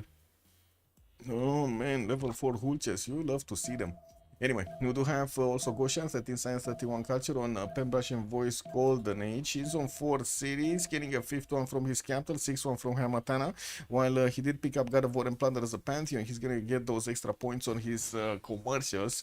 Yes, very good ones actually between Tushpa, next to Tushpa and his capital city, with the Government Plaza in between. Oh, 2 horses are coming out from Swahili, and it doesn't seem like at the moment Evert has that easy of a way in. We do have the Hulche that still can do some damage, but still not enough from afar. Good evening, Armala Yakuza, and hello there, sir. Badger, 11 Science and 20 Culture, with a Pembrush and Voice Golden Age on Portugal. 3 series, still on 3 series, but he was getting another 3 of these settlers, so I would imagine he's gonna double his city count in just a few turns here, getting those traders, and will need to actually wait for Byzantium to get onto the coast, so he has somebody to trade with.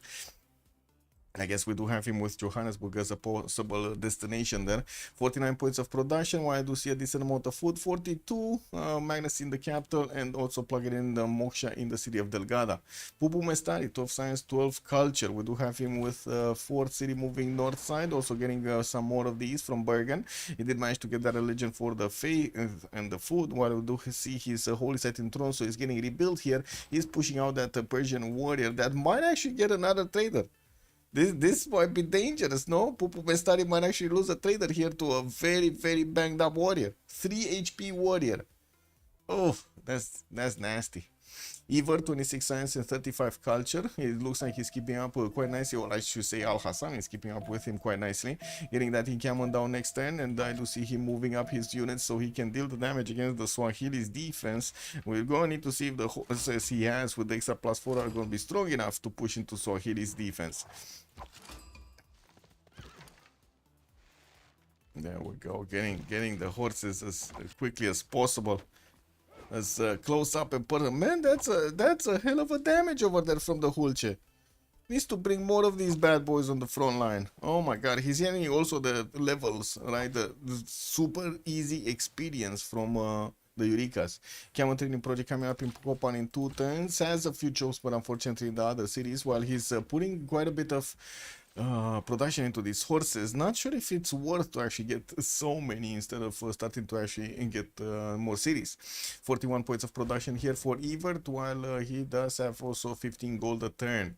Ural Fish, 14 Science, 33 Culture, 4 cities strong, getting the 5th one, 2 turning it actually from the capital. He got Ancestral Hall in his Government Plaza. Then I do see he's building up, finishing up his lighthouses here, getting another one of these campuses in Badung, and slowly starting to add those science points in. 61 points of production puts him the highest in the lobby at the moment, and he does also have 23 faith points, but he doesn't actually have anything to do with it. Prediction is closed already? Wait, really? Wow, who's winning? We don't know yet. Yeah, we don't know yet who's winning. I guess chat is already saying something. Like they already made an opinion here, and it is Team for Fun. Looks like Team for Fun might actually be winning this. Chat is definitely rooting for them at this point.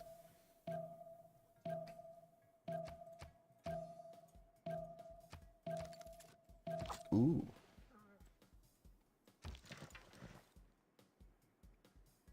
Okay, let's see, Evert. Evert, are you gonna find a way? the way into your opponent's borders. Is this gonna be the way? Getting some more of these horses out. He's just trying to figure out a way into the weaker units.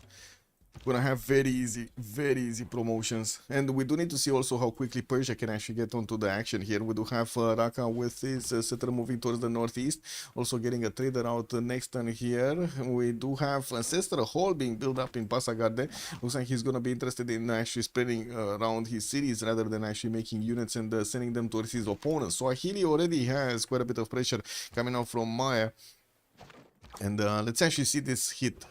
He could take the horse, no? He could take the horse down.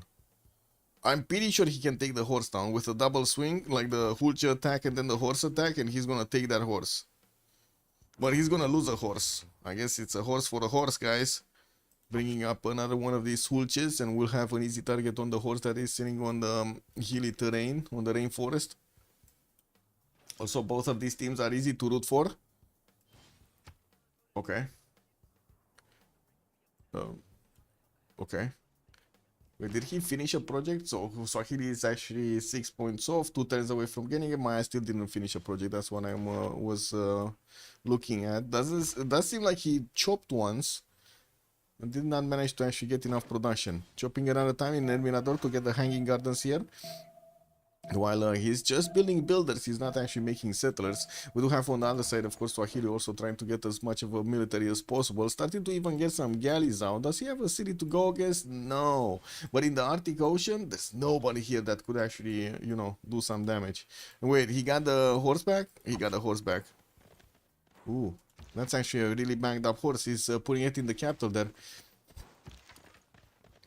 Oh man, no first moves here from Evert actually denied him the ability to sit on that encampment tile, get the scout down. El Fuego, good evening, sir. Also, which one of those two new leaders is stronger? That's a very good question. I would say actually we're gonna find out together. This is a direct matchup between them, right? We got the two leaders, Evert and Lil Dead, Swahili and Maya respectively, that are just gonna go in bonk bonk, and we're gonna need to see who's gonna have the bigger stick, no? That's how it goes. El Fuego also both strong, both Swahili got insane sim potential. So we got a bit of a. So on one side we got the sim potential, on the other side we got the damage potential. Neither of them do have a general right now, and from what I do see, Maya is not actually in that big of a hurry. He did manage to get the first project out, but still needs 4 more turns to get this going, while Swahili is just gonna get it next turn and probably gonna teleport it in the city of Malindi to take care of what's going on here.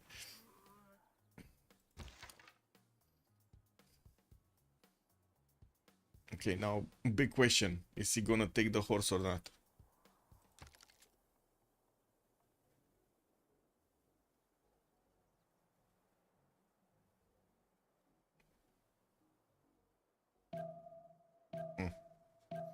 And somebody outside with a subwoofer, and I'm feeling the vibrations. This is what it is.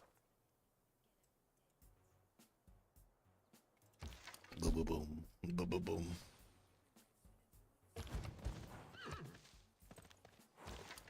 Oh man, Evert. No, get the Hulche back. Oh my god, man, he's not getting the Hulche. I guess he's still in range of that horse that's sitting in the forest, and it's pretty good defensive territory here that Little Dead chose to actually put his units in. And we got El Mirador still 5 turns away from getting hanging gardens, also this chamber in 4 here from the capital city. While he's putting the pressure on his opponent, he did not manage to get the sim behind all of this. Good thing is he does have the science and the culture to keep him going, and I do see Al Hassan is missing a few of those science points himself. We do have also Pasagarde, Cyrus here managing to get Pingala in the capital city next turn, while he's also going to put entertainment complex from Susa. He's so greedy, he's going to try to go for Colosseum here. Whoa. The religions, yes, I did check the religions, but there are only 2 and they stayed on 2. Like choral music with Crusade on Byzantium, Feed the World and Lay Ministry on Norway. That's it. Also, Shalkowski, good evening, sir, and welcome. That's Mikolai playing for TFF team. I don't think he's playing. Mikolai, I think he's probably playing for them, but not today. I don't think he's playing today. You see in the channel, I see Badger with Drew, Goshan, Gunner, and Lil Dead. There's no Mikolai. Let's see, where was the team here? Team for fun. Mikalai Novikau. Yes, there we go. We got him here. We got him here. Yeah, he's not in the game though. Not today. Ooh, first swordman coming out from Little Dead, right? Yeah. Moving forward. But yeah, now with the general on the front line and these Swahili units actually getting an extra +5 from that, that's not going to be easy anymore for his opponent to push through, even with his +4. He does need to get his own general, and it looks like he's taking his good old time to get this. Yeah, there we go. He's going to recruit it right now. Also, he's on the team and was in the voice channel during the draft. Yes, true. Okay. Still no settlers here. What is Norway doing? Pupu Mestari getting Oslo. That's a 5th city. Also started working on his stave churches. We got some Byzantine units showing up next to... How did these Byzantine slingers actually get into the borders of Norway? Do you guys do this often? Like, do you send your slingers on the offense like this? Wow, that is amazing. Anyway, we got a campus coming out from Shamargrad, and I do see also Waldstone coming out from the capital city here to get that production into his units. Drulba is on 44 points of production, 36 faith, getting another city towards the north here, putting it down on sugar tile. While he did manage to get a connection on the coast here, so he can give Portugal a destination to trade with. We do need to see Portugal just getting those extra trade routes everywhere. I do see he did manage to start recruiting some of these animals also. What is this? Hulches. They do need to focus fire. Like these Hulches really need to focus fire. Is this a level 2 soon? Yeah, that is a level 2 soon Hulche. And I really think they need more Hulches, like another one at least, if not 2. I think another 2 would have broken the line here. But anyway, not enough production on 3 cities. He needs to get a lot of stuff. Granaries, hanging gardens, audience chamber, which I'm kind of surprised. I was expecting him to actually go for something else, but I guess he does really need the housing here. He really wants the housing. Look at him. He's just making housing right now from every one of his cities. Slinger rush, yeah, basically. Slinger rush and a scout, right? What is that? Yeah, a scout and 2 slingers. This is amazing. We do have Norway that doesn't actually have iron working, so I guess he doesn't have the ability to use this warrior, but he does have his own slinger that can turn into an archer and will make it much easier to push back the Byzantine units. Both from Norway did also take Taruga, and that actually puts me up on another subject here. We do need to take a look at the city centers and city states. We got Muscat with Mogadishu and Hansa for the trade. I do see Hattusa is going to be the one for science. Johannesburg is going to be the only one for industry. Mohenjo-Daro with Caguana for the culture. Chinguetti, Jerusalem, and Yerevan are also going to provide some religious bonuses, while I do see Preslav is going to be the only one for military. And there we go. Focus fire on one horse. Horse is down. No more horsey. Now the question is Swahili going to push back to get that tile or not? And where is the general? General is moving forward, slowly getting in there. Oh, he got also Victor in Malindi. That's an extra +3 on the side of Swahili. And we do need to see next turn, of course, how the horses are gonna fare here. I was expecting him to leave this tile actually open, right? So he can get this horse on the other side, but I guess he didn't want this horse on the other side. And of course the Hulches did manage to get the promotion points. That's a level 2 that's gonna turn here. This is gonna be awesome. I cannot wait for him to actually get to a level 4 Hulche. What do you think? Can he get a level 4 Hulche? This is gonna be so cool. Anyway, we do have also Persia starting to get those trade routes connected. Horses from Ispahan. It's not like there are that many units to defend the Kelimane here, the southern city of Suleiman, but it's not like there is actually an easy way for Persia to get his units to the north. Doesn't have an encampment yet. Definitely needs to get that one down, and he still did pre-place his entertainment complex, but never actually managed to get it down, get it finished, I mean. Okay. General Trunk Drag moving forward, more experience points for free like that, just like that. Iver will probably want to improve, like promote this, but he does have a Swahilian horse that is just, man, begging to be taken out. It's that horse is begging to be taken out. Let's see. Settlers, more settlers from Mahapahit, getting a Holy Cypriot project from Palembang to get his religion down. And I do see also we got 6 cities from Portugal already starting to make that goldy gold. 39 gold points. Goshen is of 42. Surprisingly, on the other side, Ural Fish is actually making more with 51. And then also Raka, Cyrus is on 48. Does seem like Joe does need to actually get that Pingala in and start working on his library. Slowly getting there. While we do have Hypatia as the next one, Maya is probably going to be the one that's going to recruit this for a free library and the extra science coming out from his libraries. It's not like he actually built any library at the moment. But that's going to be easy, good for him. Very, very good for him, I mean. What is this? Still no upgrade? Wait, the Hulche actually shot? Where did this Hulche shoot? Did he take out that horse or did he not take out that horse? I don't see. Oh, he moved it back. I see the horse. It's very far away. Got it. Eclithian also, I'm surprised Light Blue settled the south when their cap is so defensible. I don't know the new civs yet. You mean Malindi? He's Swahili settled Malindi? Yeah. But I guess, you know, it's still good. Who has a religion? It's Norway and Byzantium. These nations have religions, and I do see Byzantium is starting to get a few horses out. I would imagine Hansa is going to be actually his target and not his opponent. I do see also Druba is going to get his bronze working next turn, while Pupu Mestari is still working on writing and getting his feudalism up. Come on, get the Hulches promoted.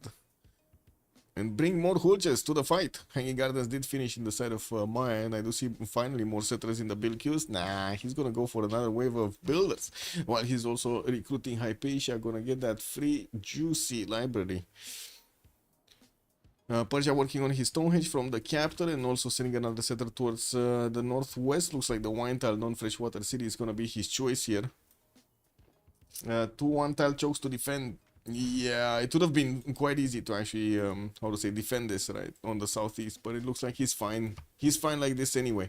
And there isn't that much of a difference in stats between Evert and Lil Dead. I guess there is a little bit on Evert. We do have castles coming up in 5 turns from him. We'll have the ability to upgrade these horses into coursers if only he does also manage to get a city close or brings them back into his capital, into his borders to actually get them upgraded.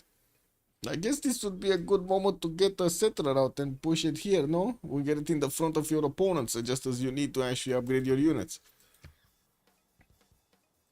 Also, I do have to say that Byzantium does have a lot of cities. We got 2, 4, 6 cities already, and of course Magnus is getting plugged in Chamargad. He does manage to get 40 faith a turn with 35 science, 38 culture. Definitely better working than Pupu Mestari, but not in the faith. Look at Pupu's faith over there. Oh man, that is some Pupu faith. We got 108 Pupu faith here. Not to mention 21 science with 26 culture and also 61 points of production. Well. Pupu Mestari, you need to get to some stronger units. We got also Warlord Strong coming up in 2 from Nidaros, finishing up those stave churches, getting not only the production points but also the faith points from them, and also repairing Taruga here for that extra city. Level 2 Hulche. There we go. 44 attack strength unit, guys. 44 attack strength unit. What is this Hulche doing out of position? Man, this guy is quite confused. He's moving left, right. He doesn't know where to go. The Hulche, I mean, is quite confused. Okay, Fortens for a settler from Copan did manage to make a bridge on the western side to connect that encampment with the observatory. But I gotta say, it doesn't seem like Swahili is gonna be broken up. Unless Persia is gonna push from the south, doesn't seem like anything's happening in the north. And we do have forces getting trained over here in Persia cities, but I would imagine this is more for like some defensive purposes than actually offensive purposes. I guess we're gonna need to see if he's gonna go for something like courses of his own.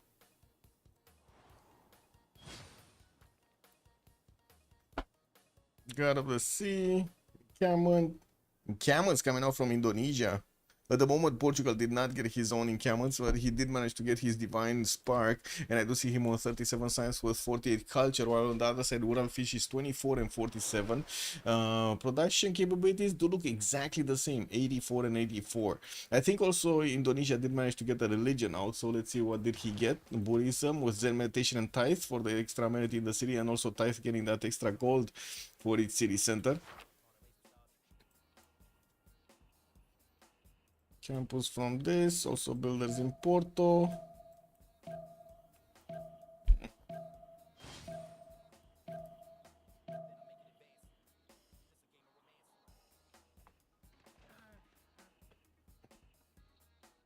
Nice, yeah, he went for the gold.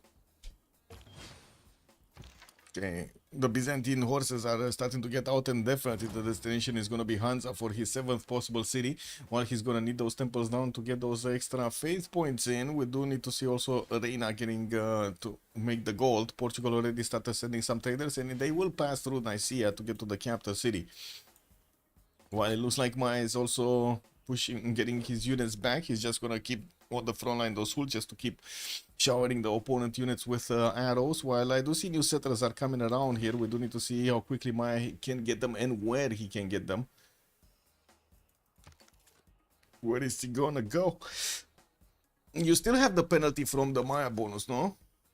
Like the actual civilization bonus, like settling adjacent does not provide. The palace receives farms, plantations. No, you don't have it. Okay, never mind. It's on Lady 6 guy, this one, non-capital cities. Okay, got it. Warlord's thrown in 2 turns here from Swahili. He did manage to get a decent amount of stats here with 40 signs, while Evert is on 55. We do need to see if any of them are actually going to get an advantage from that extra science. Evert is going for his sailing, and from what I do notice, it's not like actually he's building more units. He just wants to double his city count as quickly as possible. We're also not that far away from getting to the next era. Looks like just 10 more turns to go. We got halfway through this era. Now, while Indonesia is getting a few more settlers, it looks like he's getting under attack in the city of Jambi by Mohenjo Daro. That's only a 24 defense strength city. It might go down. Oh no, it's not gonna go down. Unless it's middle student playing Mohenjo Daro, that city of Jambi is not going down. Man, you should have seen middle student fight for a city. 5 units died in the same turn to take a city, just sacrificed at the city's borders. Oh my god, wait a second, this might be middle student playing Mohenjo Daro. Uh-oh. Indonesia is just buying out the quadrim because he can in the city of Jambi. And I do see also Hansa was quickly defeated over here by the units of Byzantium, getting them into Ansira. And I gotta say, he does need to start pre-building those tagmas here. Those tagmas are gonna be super strong against whatever Norway has to put on the table here, even if he gets berserkers. The berserkers are not really well known for their defensive capabilities, more for their offensive capabilities. And wait a second, do I see this correctly? Is Pupu Mestari actually going mathematics here? Well, I guess he does want the top 3. We're gonna need to see if he's gonna manage to defend with some of those pikemen or the pike or the men at arms, or is he, I don't know, taking a chance, a leap of faith and going for cartography to try to get industrialization really quickly, while his next door opponent is just gonna go hello against his cities. Also, Hector, easy naval trader boost for Indo. Yeah. We got Surabaya in the north. Looks like he's gonna connect his economy with Swahili here, no? No! Oh my god, wait a second. This is the plan, guys. Indonesia. Oh. Ta-na-na-na-na. We got a possible fleet fight. Indonesia, Oral Fish, is not gonna want to fleece him. He's gonna go against his opponent. He's gonna start choppy chop.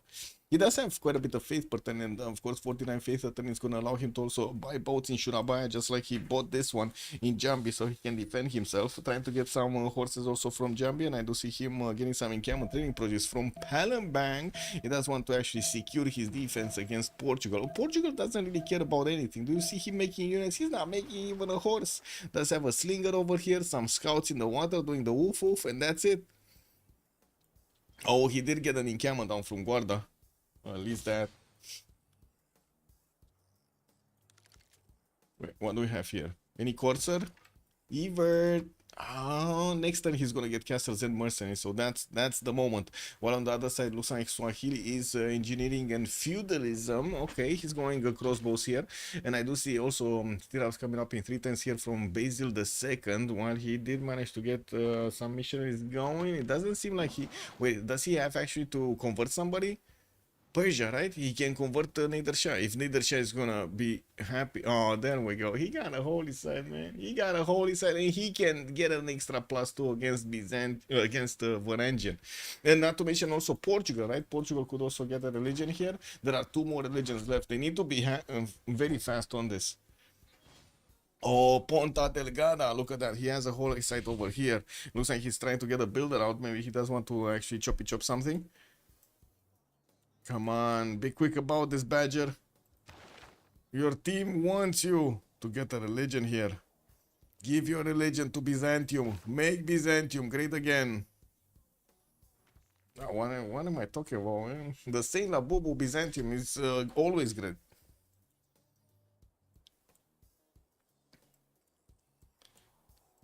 Looks like Persia did actually finish that entertainment complex and getting the arena through. He did get Stonehenge here, so could actually deny a religion. Why is he not getting a religion? What did he do with the Great Prophet?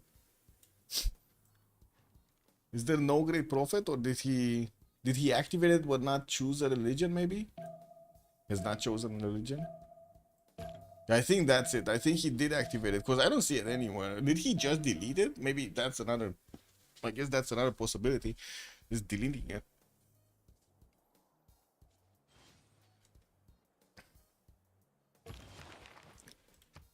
He did recruit one, no? Yeah, Confucius. He did recruit one. And I guess no more great prophets. Wait a second. What? No more great prophets? Oh, Persia did actually finish. Okay, Persia finished and Portugal didn't get it. Okay. And still that's an extra religion that Basil II can definitely benefit from. Horses going against Norway. Norway just has a single archer in the forest in between him and the city of No You. Oh, wait a second. You next, No You. Oh, I like this one. Yeah, I hate that I cannot actually write like draw on the map, man. This is annoying. We gotta play some beyond all reason, so you can actually see how easy it is to actually make funny faces on the screen over there. Like you gotta see this, man. There are some. Wait a second, I was talking over here. So map rotation is set in setting. What? Wait, really? Map rotation is setting that actually can. Oh, nice. Anyway, what was it? Screenshots. There we go. What is it? People drawing everywhere. Let's see the draws. I want to see the drawings. Come on, where drawings?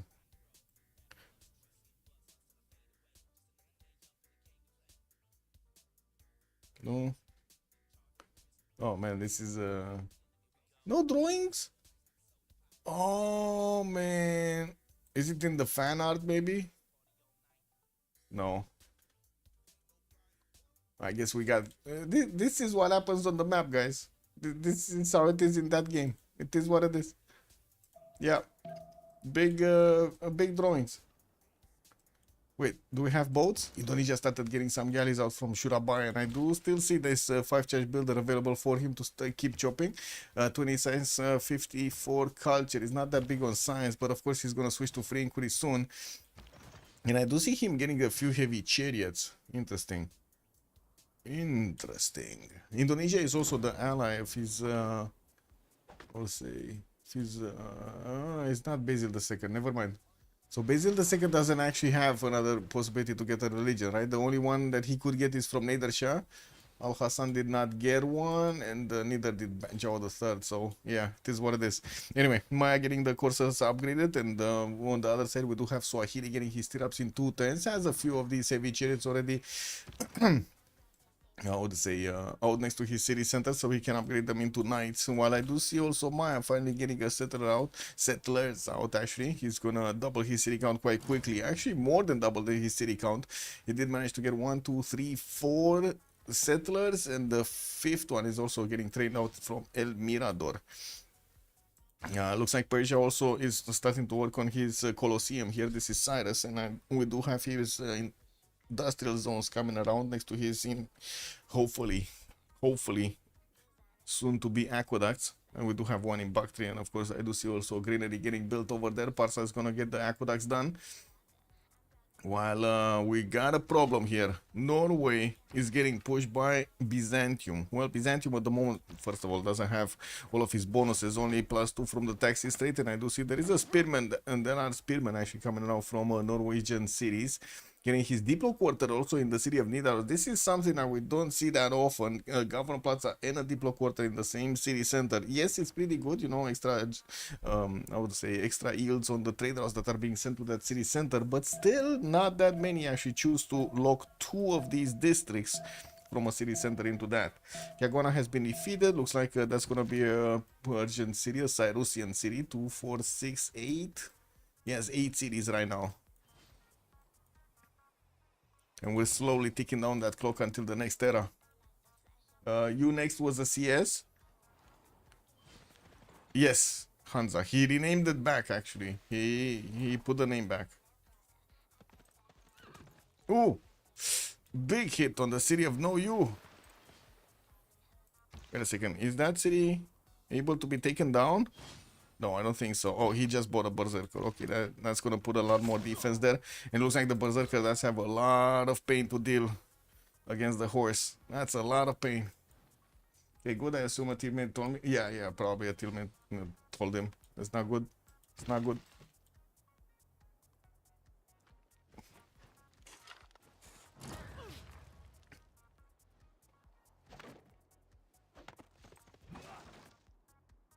Indo might kill the yellow CS for more coastals. You mean Muscat?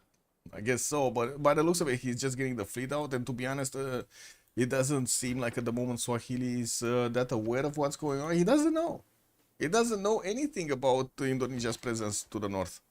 I guess if he watches very closely, he can see the tip of the border, but only if he watches very closely. That's kind of unfortunate here. And he doesn't even know if that's going to be coast or not. His Jahazi did try to actually get some vision over there, but couldn't actually get it proper. What do we have here? Corsairs. We do still need actually Al Hassan to get his stirrups. And I do see Drulba is slowly getting his heavy chariots out. Slowly moving them to the Florid city. While, to be honest, at this point, Byzantium, I think the most damage that he can do is actually take out these builders. So 3 charge builder, that's 4 charges that he could actually take out. Run away with this horse somewhere into the rainbow and take the builders. Let's see what is he gonna choose to do here. He could take both builders, right? This one with this one with this. No, where are we going? Drulba. Oh. Well, that's a dead horse. And he couldn't get any of the builders. He just passed both of them. It's amazing. Yeah. It happened, guys. It happened. Valores, good evening, sir, and welcome on YouTube. Okay, what do we have in Erascore? Because we're cutting it close here. 4 turns to go. Drulba. Ooh, Dark Age Drulba. We got him on 44 out of 47 points. He might want to wait to actually upgrade his Tagmas here. He's getting the first one from the capital city. And of course, he's going to need to start placing down his Hippodromes for the free ones. Getting also a drone from Nicaea. So it looks like he actually wants a golden. It looks like he really wants a golden here. Okay. Merson is coming up in 2. Got it. We do have also Little Red going dark, 53 out of 55. Might not actually have the opportunity to get the golden age, and of course he's getting continuously pushed by his opponent Maya, trying to figure out the weakness in the defenses of his opponent here in Little Red. But to be honest, the weakness is going to be Indonesia. I'm pretty sure the coast is going to be the weakness of his opponents and his demise. We do have Indonesia already with 3 quadrins and one of these galleys getting out. Also did manage to recruit 3 admirals, 1 Himerios, Artemisia, and also Gaius Dulius. So, he's going to have a fleet. And he's also going to have admiral for that fleet, with Artemisia giving him that nice and juicy extra promotion. That's going to be strong. And of course, we still have Uralfish able to use his faith portent to buy some of these boats out. Not bad at all. Anyway, era score. Goshan did secure his golden age. We do have him on 246 cities, getting his campuses down, also getting soon to be converted by Byzantium. The city of Tushpa really needs to be converted so he can, so Byzantium gets that extra +2 before he goes on the offense. I do see also he settled the western coast. That is gonna allow him to connect his cities with Portugal and will give him a lot of gold because of this. He does have also on the eastern side the other Persia. That's gonna be Cyrus. And I do see Cyrus is gonna get his Colosseum out in 2 here. Anyway, but he's not joining the coast. That's what I meant to say. He's not joining the coast. Pupumestar, no, Badger is 4 points off getting a golden age here. Still didn't get his navigation school, not yet, but I guess he doesn't have time yet. And we do have him building up some heavy chariots in the city of Guarda so he can do something against Indonesia. Not sure what, but it looks like both of them are kind of getting ready for night's defense and or offense. With General already recruited on Bima, we do need to see Portugal finishing first of all his encampment and then making some projects. Pupumestari 57-57, Monumentality Golden Age pushing back his opponent, while Byzantium did manage to get a horse inside of the borders here. He's gonna go for the pillages. First pillage the Mercury tile, and I'm pretty sure he's gonna keep on going. Maybe he can actually get into the traders. Oh man, this is like a wolf in a chicken coop. We do have also Raka 48-49. Okay, he just needs 1 more point. I would imagine he's gonna get it. Evert does need 6 points, 55-61, and we do have him on a Pembrasian Post Golden Age, while Uralfish Gitarja is 58-56. He did secure his Golden Age, putting down a few more units in Surabaya and also getting some of these industrial zones. I gotta say, it kind of feels like he's overdoing it with the quadrims. Like I would have imagined like even 2 of them would have been good enough, and just get some more of those, you know, galleys. Anyway, Stirup's coming up next turn from Uralfish and also getting his exploration in 3. Do have him placing a few theater squares and getting that extra culture from. Gotta wait and see what kind of bonus they're gonna get in the next era. I do see Drulba did manage to get to 55-55. He's securing his golden age in this next era, and he did already manage to get 2, 4, 5 of these horses out, of these soon to be Tagmas, while he's also hard building a few of them.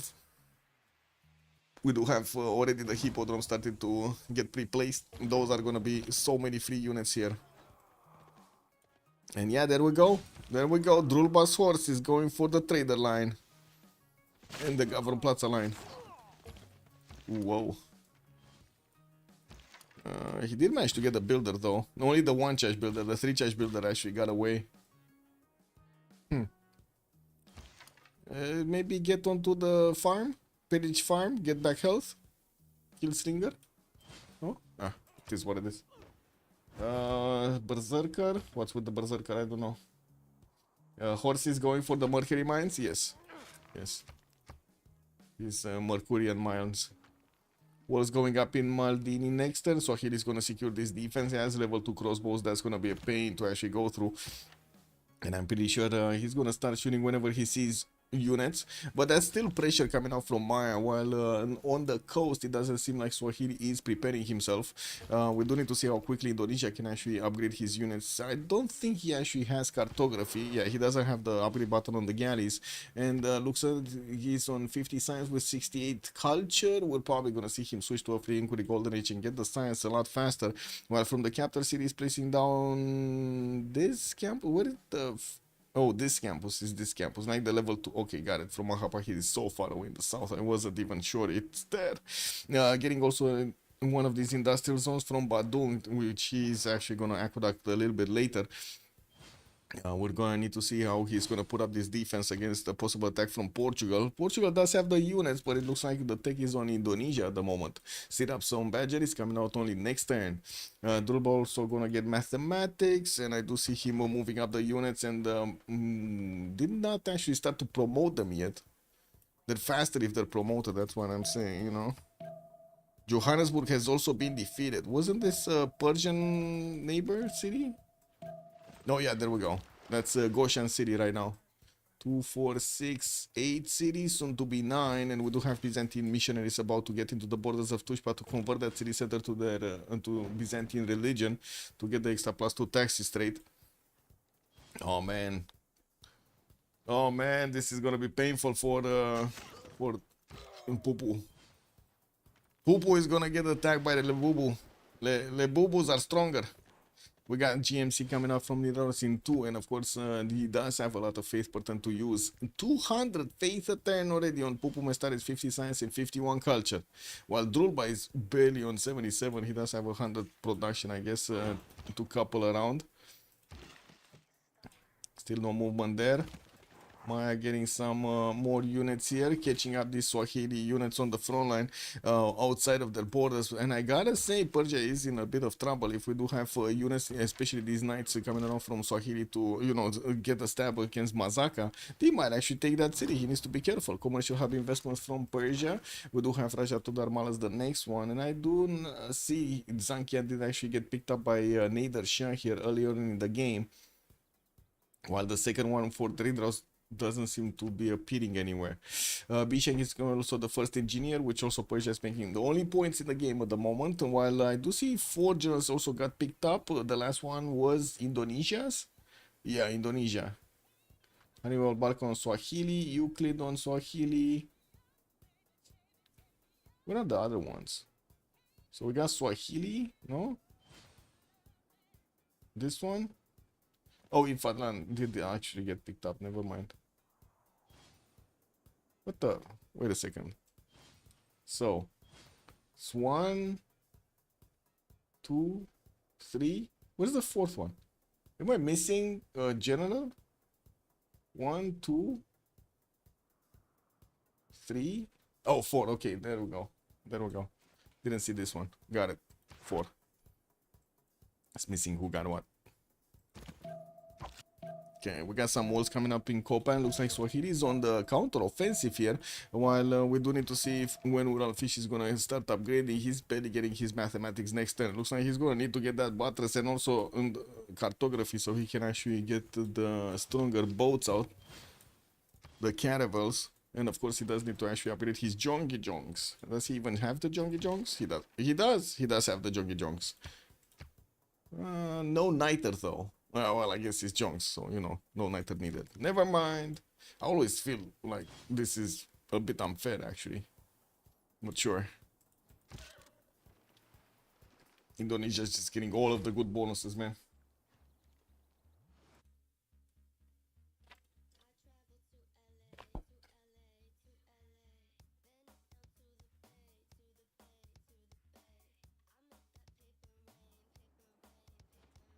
Oh, there we go. Jong fleet upgraded in Indonesia's territory. He has 2 of them already upgraded. And of course, he does have some scouts to actually get to escort them with. We do need to see how quickly he can actually get onto the opponent's borders. And of course, how quickly he can also get some of these caravels out. He does only have a single pre-build to go for. And that's very far away, actually. Maybe he can use it to take a city, right? Does Maya have enough era score points? He got a golden, yes. We did jump into the new golden. The only one that didn't get a golden is actually Lil Dead. He went on for a Dark Age. And to be honest, these knights do seem they're out for a little bit of pain over here against Maya. Oh, they're getting into the borders of Persia. Persia's getting caught with his pants down. No units. He's getting some of these heavy chariots now and sending the horses to try to slow down the offense against the city of Mazaka. And of course, Ispahan might actually be also a little bit disturbed here. There is a line of horses that might actually come against him. Also gonna have a pause in like 20 seconds.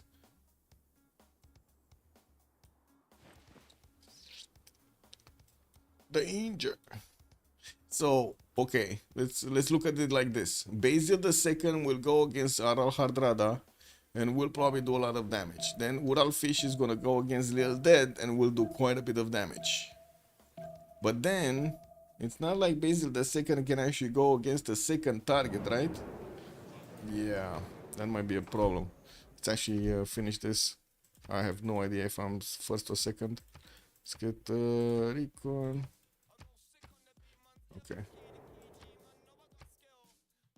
Hello, sir. I go B. We go for religious city states with recon and you. And that's it. Okay, I will go have a break. Be right back. Will the CPL ever play against the HPL? What is APL? I don't know. Is that even a fair fight? I don't think so.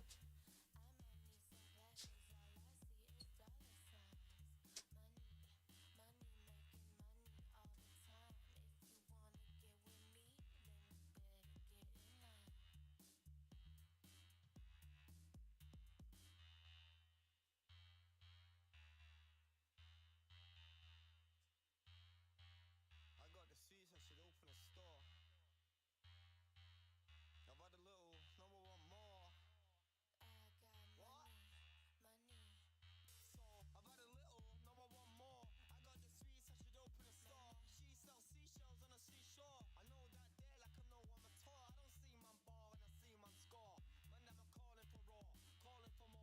got the sweets, I should open a store. She sells seashells on the seashore. I know that there like I know I'm a tour. I don't see man bar and I see man score. Man, I'm calling for raw, calling for more. I'm at the door with a pure, I'm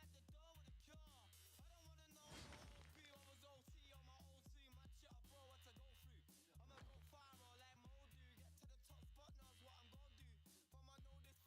cure. I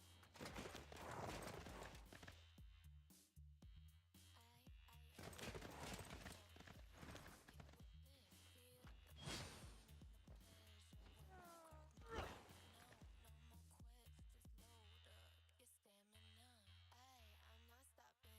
wanna know no OP over OT. Mm-mm.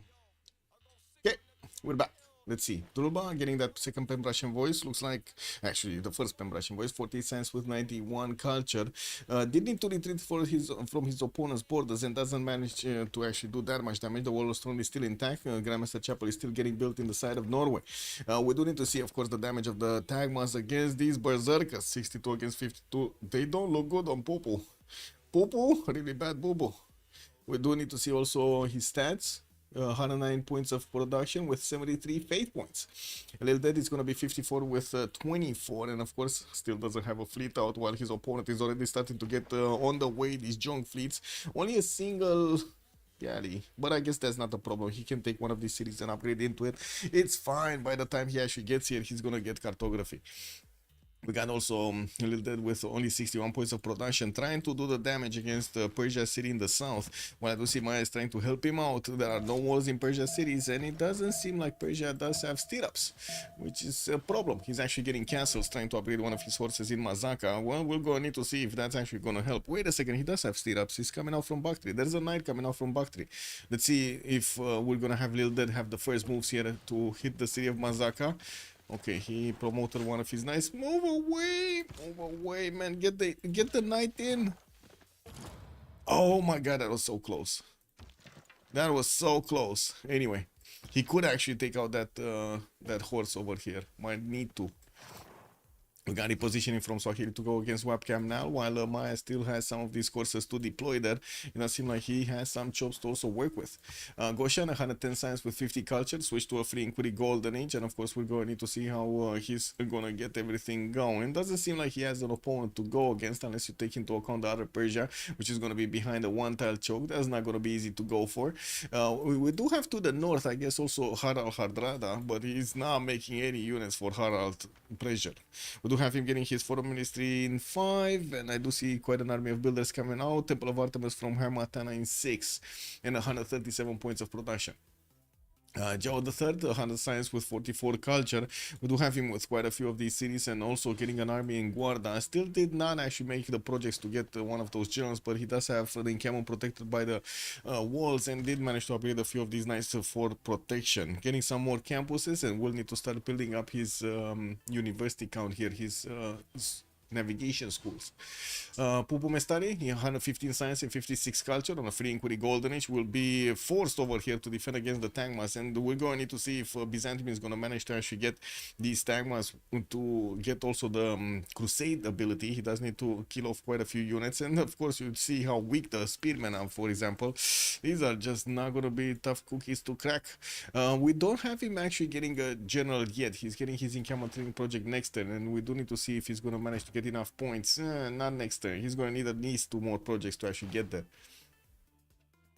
Okay, we do have also Pupu with 219 faith points, and I do see him on 134 points of production, getting some more of these encampment training projects, and also building the GMC will allow him to use that faith percent to buy out units so he can defend himself. Pagodas also got into his religion here. It looks like he went for Pagodas and Holy Waters for the increased healing. Not sure if the increased healing is actually going to help him against Tagmas. These units don't have any kind of, you know, like stop button. They don't have a pause button, guys. Raqqa, 100 science with 54 culture, free inquiry golden age on the side of Persia here. And we do have him also with 150 points of production, 2468 cities, got Colosseum out, and unfortunately lost the city center to Swahili. He got greedy, he didn't build a defense, and he relied entirely on Maya to actually build up a defense. It looks like that actually is hurting him right now. He does need to get a few more nights to push back the armies of Swahili and of course defend his cities, while he still has a lot of jobs to work with. He's still building up the markets to actually get those extra trade routes connected everywhere. Evert, 83 science, 64 culture, defending himself against Swahili, but I gotta say this is gonna be quite a challenge. And of course we do have Indonesian units about to actually get close and personal next to Krakatoa. They're feeling the puke coming out from Krakatoa, smelling the burnt sheep in the water over there, oh, on the hills. That must be quite something. Ah, don't you love the smell of burnt sheep in the morning? And of course we do have Woral Fish here with 133 science points and 57 culture, also 200 points of production, free inquiry golden age, about to start taking cities. He does need to get a few more of these boats. 6 jongs, he's sending 6 jongs and a single galley. Finally another galley for Surabaya.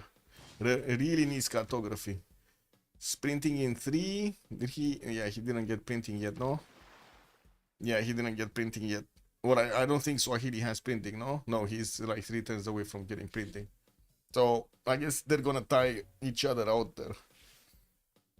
Better than giving your opponent the bonus, no? More of these knights coming out from Swahili. He stayed on 4 cities, couldn't actually get more settlers out, and I do see he's also building up his granary count. Interesting. Yeah, unfortunately, that city of Pate over here did not manage to put a harbor and did not manage to get the extra housing from the lighthouse, which means he needs to get a granary, which is very, very, very, very unfortunate. So if this is a support unit, right? The Jahazi is a support unit. You can just step on it with the jungle and it's gonna disappear. That's what happens, no? Because it's a support unit. It just goes poof. Oh, first Tagma actually getting next to the no use city. We got a second one coming up, and we do have also the berserkers in the water, but it looks like the Tagmas are just not caring at the moment. That one is probably gonna be taken down. Couldn't manage to do the damage against those many units, and of course Byzantium still has a lot of them getting upgraded.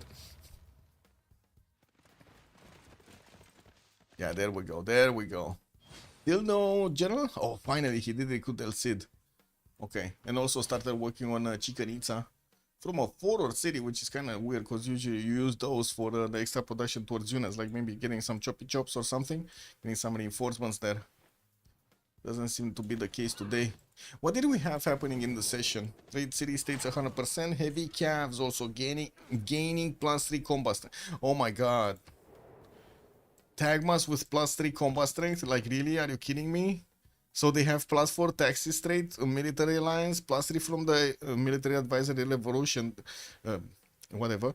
And they're also gonna have the +2 combat strength from being next to each other. So boom, +6, and also we'll get the general, an extra +5.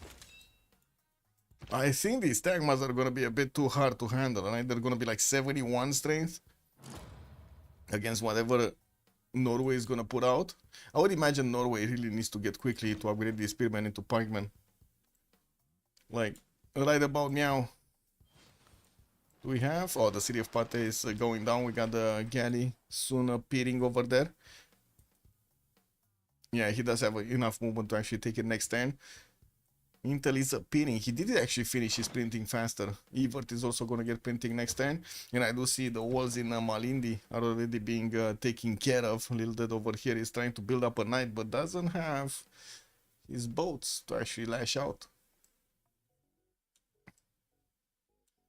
Another one of these galleys on the way. Still no cartography for Mural Fish. These galleys don't have the upgrade button, which is kind of unfortunate. Mohenjo Daro has also been taken down. Looks like Indonesia just didn't want to take care of that city center anymore.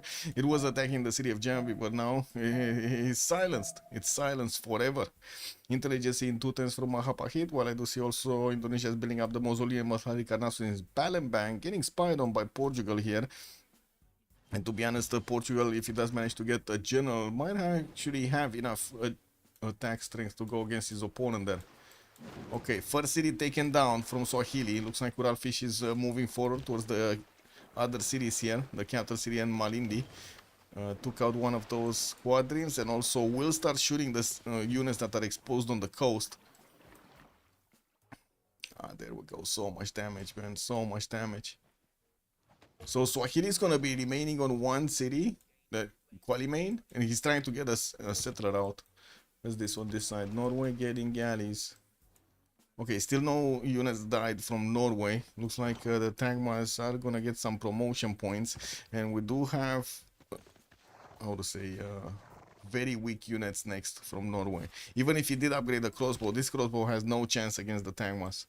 Like, no chance. Look at this, 68 against 44. Even with Garrison Commander, Intel on the side of Norway, everything, he still cannot actually withstand the beauty of the Tagma. This is like some next level Da Vinci stuff over here.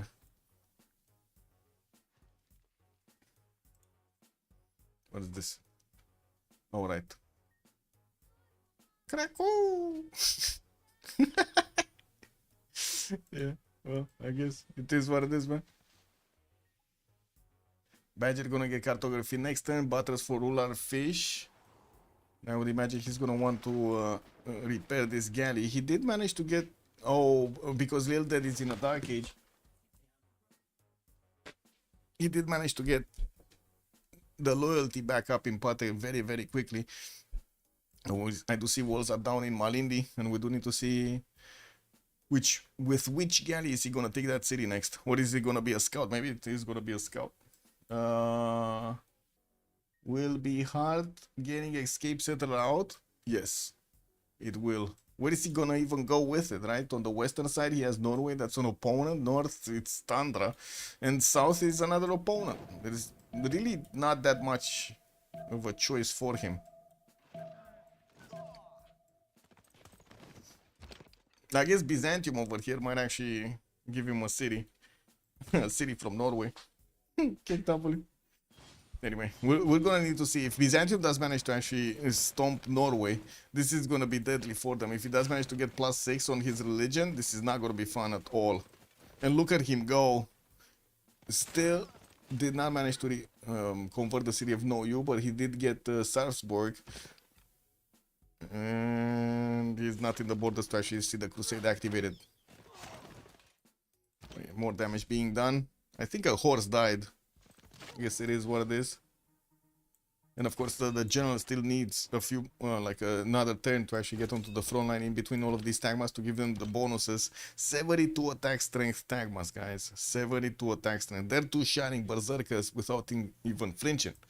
We do have Malindi also down to its last HP, while the galley does need to go in. The walls are going up in the capital city of Swahili here. And of course we're going to need to see how long that is gonna take. I don't think it's gonna take long, and I'm pretty sure also the Jong fleet can still do some shots here.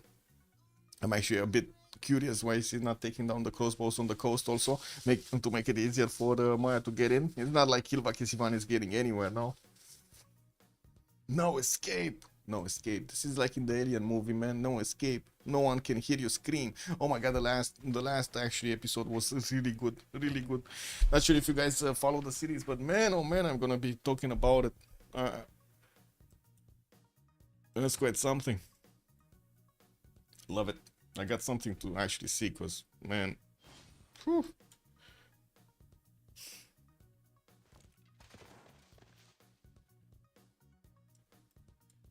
Yeah, he's going west.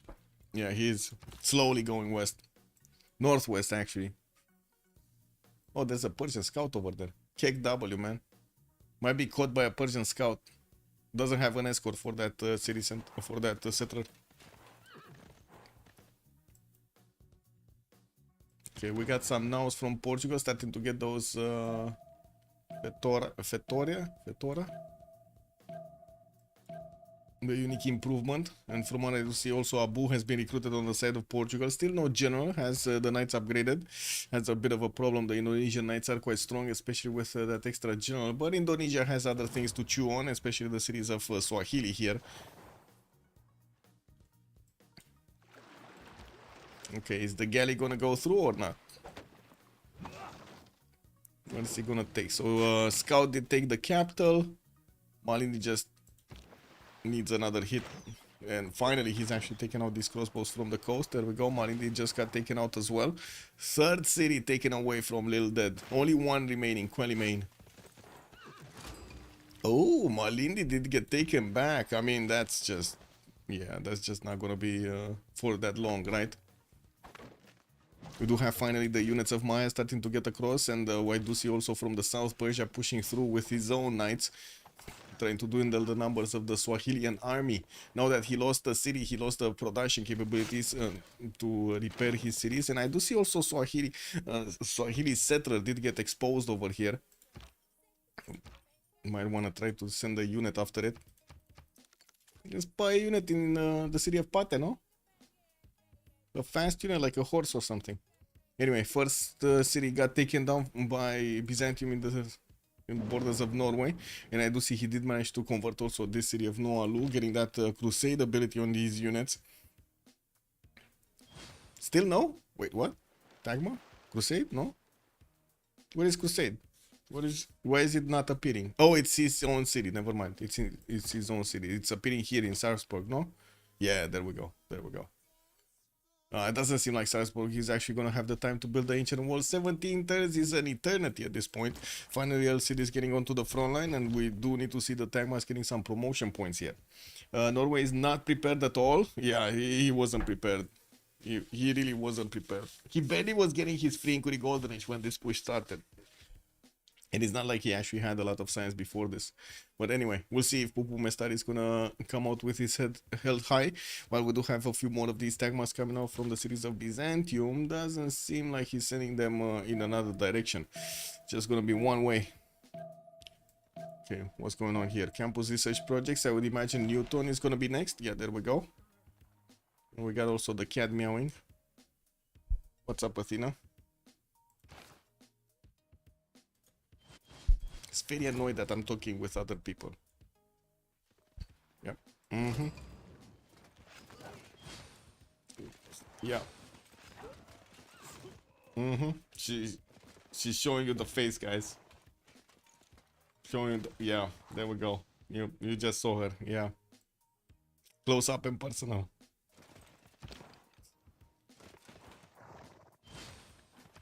Oh man.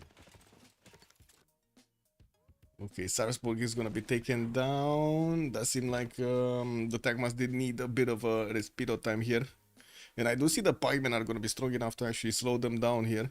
Even with the general, it doesn't seem like it's gonna be easy to go against. And of course, Norway does only have a single pikeman. It's not gonna be that much. He does have the faith pattern that he could buy some more. He did upgrade the knights. He did upgrade the crossbows. And let's see if he does manage to actually use the faith to buy more units here. And production crossbows, come on, get the pikemen down. Get the pikemen, get the pikemen. Don't get me wrong, he's just gonna go around the pikemen. I would imagine that's what's gonna happen here. Just gonna move around the pikemen and that's it. Okay, Malindri. Maya's getting into the borders. The Jung still need to hit. I think they actually hit the units around and took them down. Helped out Maya actually get into these borders. That's why they don't have any more movement speed. Kilva Kizivani did get retaken, but I'm pretty sure Indonesia is going to take it back anyway. We do have also Persia with that banged up scout here. And it was keeping the settler from actually settling in the north. But now it looks like it's going to be safe. Some more units from Persia also going towards Quelli Main, and I do see also from the western side they're going to do a pincer maneuver against this city center, which is also getting the benefits soon of Victor establishing 3 tens with also a knight coming up in 2.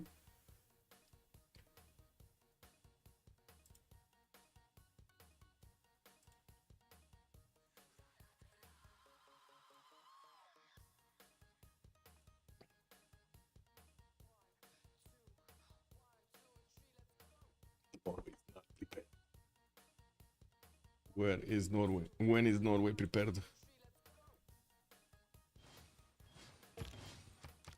Okay, let's see. First moves from Byzantium. Alf couldn't take down the crossbow. He does have a spy that he should actually activate before he does any kind of attack moves, but it looks like he forgot about it. Sarpsborg is 1 hit away from being taken out. And I gotta say, there doesn't seem to be a resupply line from Byzantium to get new units onto the front line. Slowly getting them, but I think it's a bit too slow, especially if you take into account the movement speed that he needs to go against his opponent.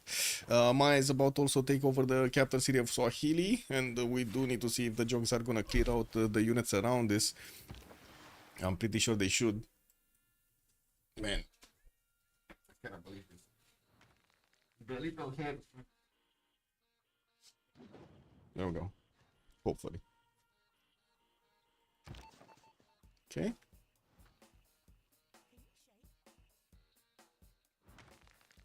Builders coming out. Spies also coming out from Maya soon. While Portugal is getting the goal per turn, he jumped up to 160. We do have also Goshen on 170. Looks like Al Hassan is going down. We do need to see if Pupumestar is going to be able to actually withstand the opponent here, withstand Byzantium for a little while longer. They both do have a general. Norway did manage to recruit Timur on his side, putting a bit more the defense on his units, but it still seems like the Tagmas do reign supreme here against the units of Norway. It's just a matter of time until these cities are going to be converted to the dominant religion of Byzantium, and they will activate and they will get that extra +5 activated. Did he just buy a pikeman in a city that's about to go down? Wow, that's amazing. I totally would have expected him to buy in Nidaros in Tromsø, but in Sarpsborg, I mean, that the first move that he needs to do is just get the pikeman out of there. That city is just not gonna have fun. Does Indonesia have an attack vector against anybody else? No. What is Persia doing? Getting some more markets, getting the universities. I think he did manage to recruit Newton. Actually, Indonesia did, did recruit Ibn Khaldun, and it looks like Isaac Newton did get recruited by Persia, by Nader Shah. We were just watching this. He was making the projects earlier, so you know it was kind of easy to deduce. Also, why is Swahili UU in red? It got captured. I was thinking it's gonna be taken down, but it got captured by Indonesia. Like, this is a support unit, right? It's not like you can capture military engineers. They just disappeared, no? Anyway, doesn't matter. Looks like Maya is taking out the last remaining units of Swahili, and of course we do have Little Red getting that settled towards the northwest. While Persia is still moving his units from the south, looks like he's trying to get there quickly, directly going for the settler rather than the city of Quelli Main. Is there a CS Swahili can take out? Maybe? Like, there could have been Jerusalem or Mogadishu. I guess Mogadishu is slowly getting chipped away by the Tagmas, but there's no unit from here. There are units moving. Swahili is coming in with the units of Yerevan. He's gonna try to take Mogadishu. Okay, this city is down. 2 Tagmas did die, which is unfortunate. Still no promos here, and again Byzantium, the resupply line. This is the problem, the resupply line. He just needs new units, he needs them now, and he doesn't have them now. They're gonna be like 5 turns late on the city of Noyu. to keep going against Norway. You remember the production capabilities of Norway are just there. His resupply line is basically 0 turns. While on the side of Byzantium, you got like at least 5 turns from the capital to get to know you. Anyway, Indonesia getting very big. He's getting his industrial zones down. Doesn't seem like at the moment Portugal wants to push, but he does have the size to go for his, how to say, ballistics. We do have a square rigging coming out from both of them, with the diplomatic service also on Badger here getting out in one. On this side, I do see also Cyrus is starting to get a decent amount of science, 150 points and 100 culture. Cyrus is building up the Chichen Itza, probably will take it away from Byzantium, right? Basil II was trying to build it in this city. He's not finishing it, definitely not finishing it. We're gonna have the extra production on the rainforest and the extra points of culture showing up in the cities of Persia here. And of course, I do see also him getting some more universities and pushing into the north so he can help do the damage against Swahili. Now, this is gonna be a big question. If they're gonna keep going in a 4 versus 3 situation, that's gonna be quite hard to actually come back from. The loss of a military alliance is going to be painful.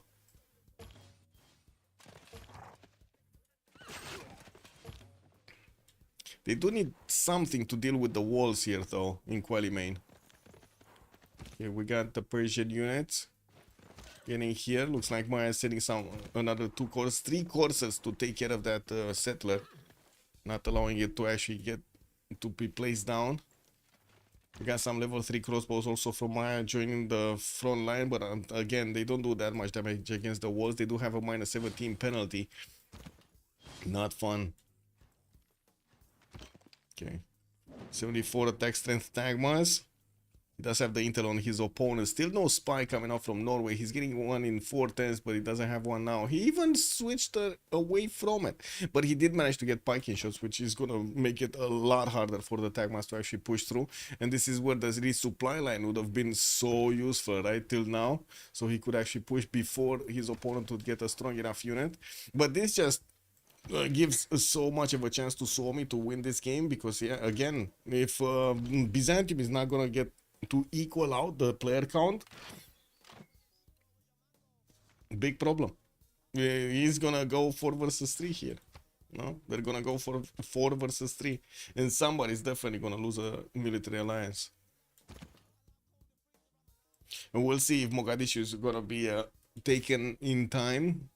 I gotta say, this bastion here, Qualimane, is gonna stay strong for quite some time. The knights just chip away, yes, but they don't chip away that fast. And there aren't that many knights to attack into the city's borders.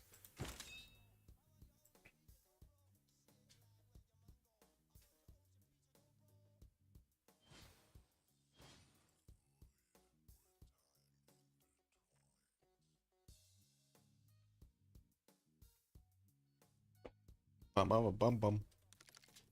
Wow, wow. More islands settled by Portugal, getting that goal through. 209. We got him also on 250 points of science, the biggest one in the game. Got those navigation schools down, and now he's receiving a lot of science extra. Portugal is going for printing, and it looks like he still has quite a bit of a military in the side of Guarda, but did not promote them. Indonesia did, and I do see he's getting a dam out, and of course getting those industrial zones set up going. 278 points of production here for all our fish, with also 193 science. Not bad.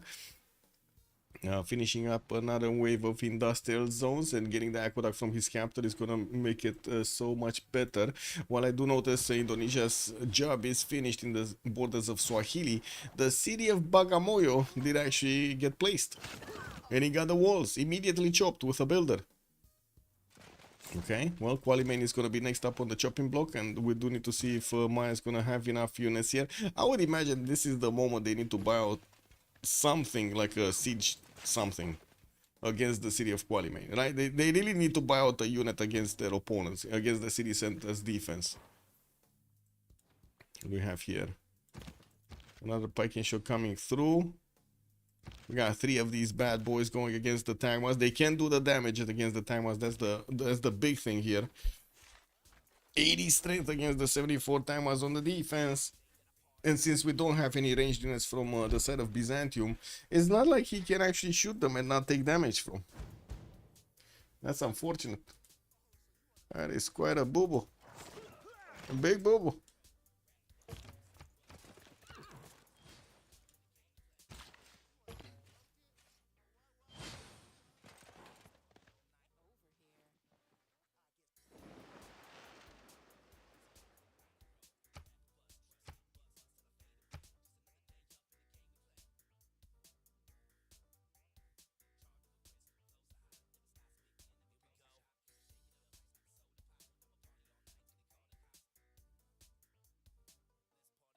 Campus Makassar, Universities Badung. Looks like Indonesia is gonna try to get some more armies in there. While we do have also Maya finishing up his libraries, he's starting to get those science points through. 145, 113. Very good points actually across the board here from the side of Suomi. Good production numbers. We got 3 members over 200, while on the other side we got only 2 on over 200. And we got 2 of them actually high rollers. Look at that, 282 points on Cyrus, and then Uralfish is 271. While the biggest one on the side of Team 4 Fun is Badger with 239 points. Can Indo take Lil Dead's CS? Which is the CS? You mean this? Mogadishu? Or which CS? You're talking about Mogadishu? Oh, finally, there we go. Trebuchet getting out from Kilbakisivani. Will he buy a second one? They do. I mean, I don't think they know they're under the clock. But let me actually double check. Do they know they're under the clock? They see Mogadishu is being taken down, but and they know Yerevan is actually the Sus of Swahili. I'm not sure if they put the 1 + 1 together to get 3, because that's how math works, no? I heard 2 + 2 = 5 and 1 + 1 = 3. That's how it works.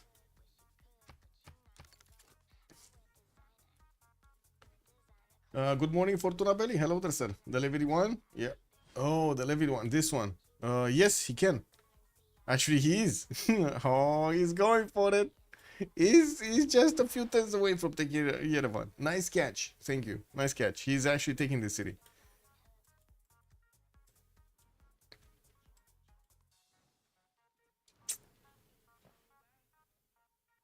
Yerevan is coastal indeed.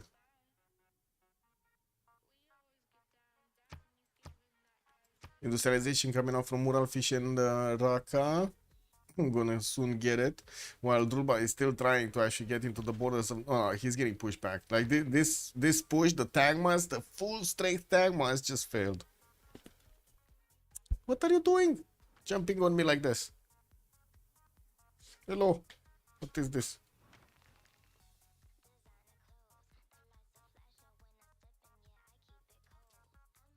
Uh-oh. She's showing you the tail again. What do you mean? You want a cap? Bottle cap? You want to play with a bottle cap? No. She wants to be in between me and the camera. Yeah. Yes. I'm sorry. Yeah. This is what it is, guys. I think it's cat stream from now on.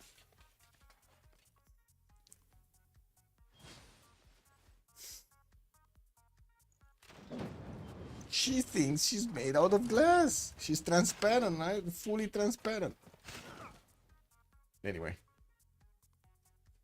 Looks like only 2 Tagmas in the borders of Donray. That's just not gonna be enough. Yes, new Tagmas are coming in, but it's gonna be quite some time until they get there. I do see Qualiman is half HP. The Trebuchet did get attacked, and unfortunately it lost most of its health here.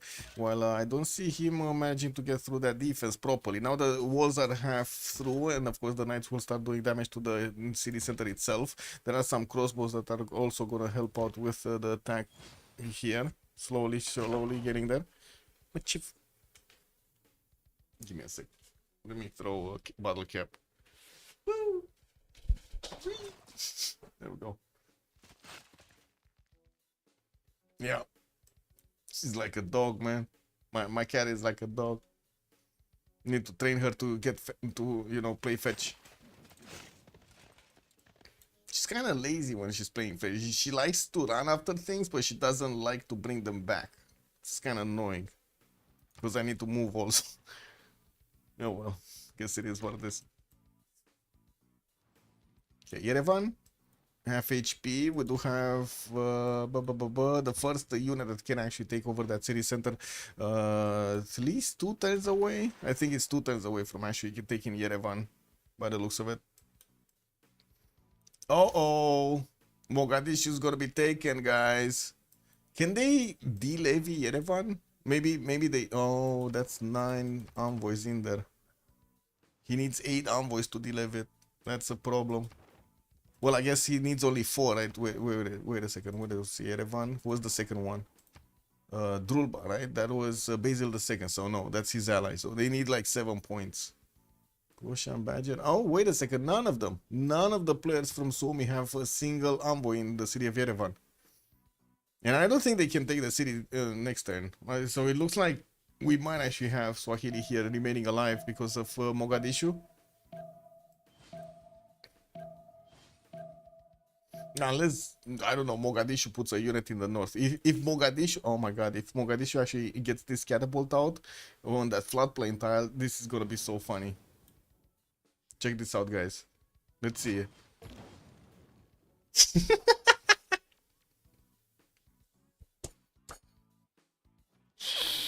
Oh, RNG strikes again, guys.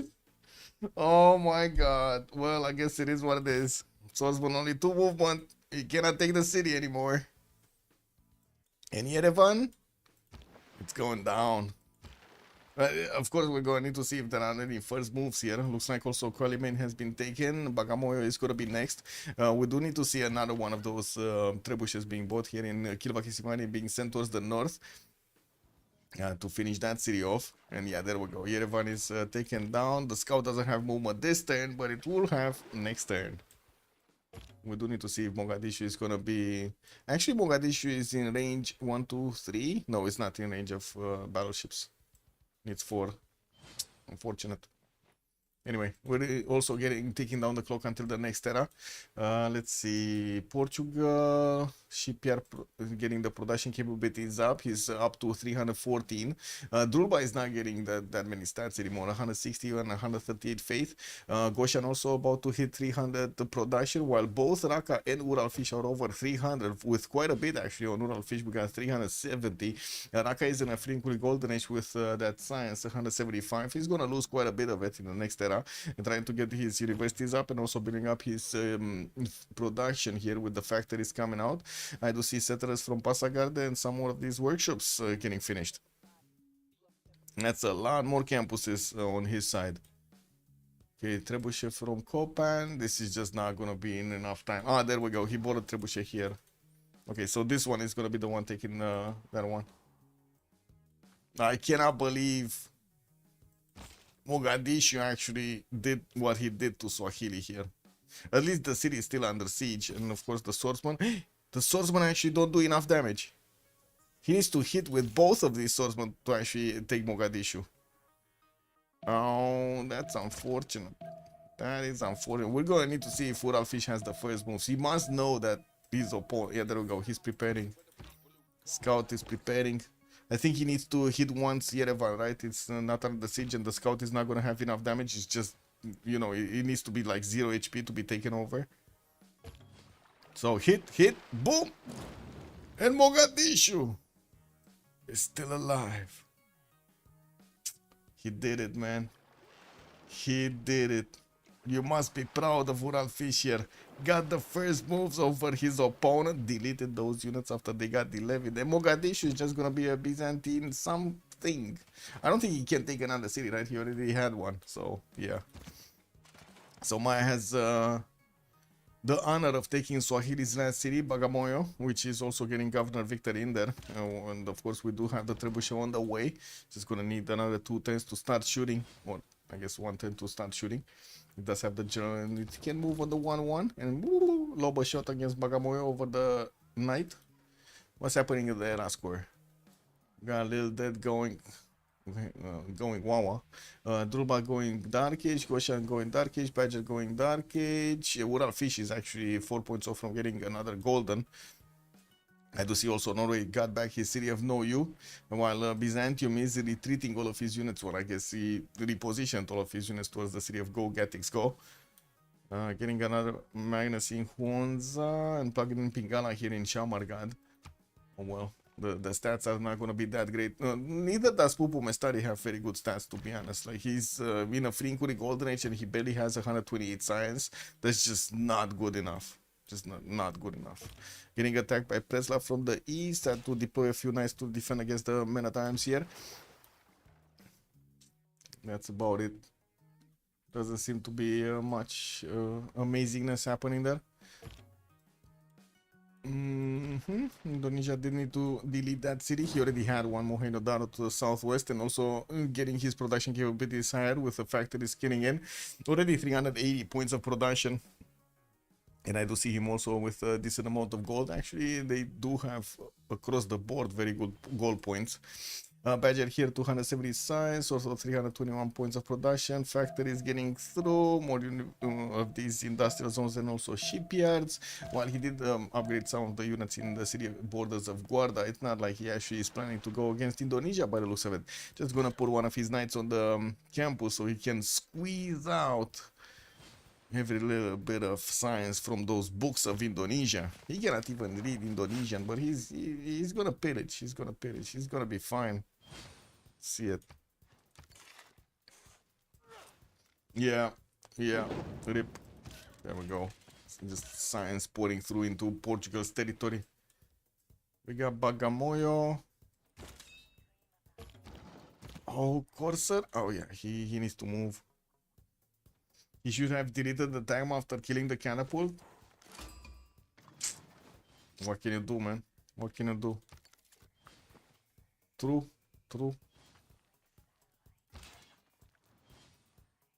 Wait, the Tagma was damaged. I don't think he could have deleted it. Right?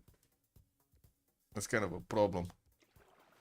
I think both Tagmas were damaged, so he didn't have the option. Who was it? Moonstrath, I think, was talking about this a few days ago on my Discord.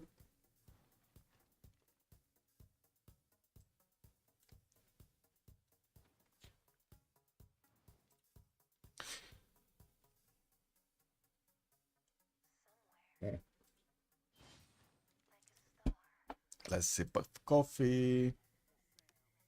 So 4 versus 3 situation, I would say actually 4 versus 2, because it does seem like Druba is going to need a long time to actually recover after this.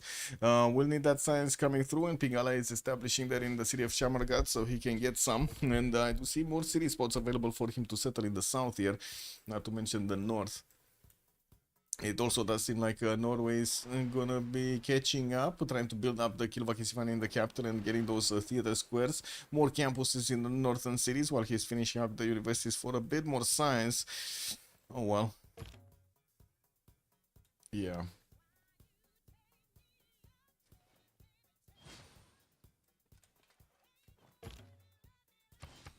Gotta see what's gonna happen here with the science numbers after the turn of the era. I really want to see who's gonna get the science points or not. Then of course, what are we gonna have in the second era bonuses soon in the Congress? And only a few more turns.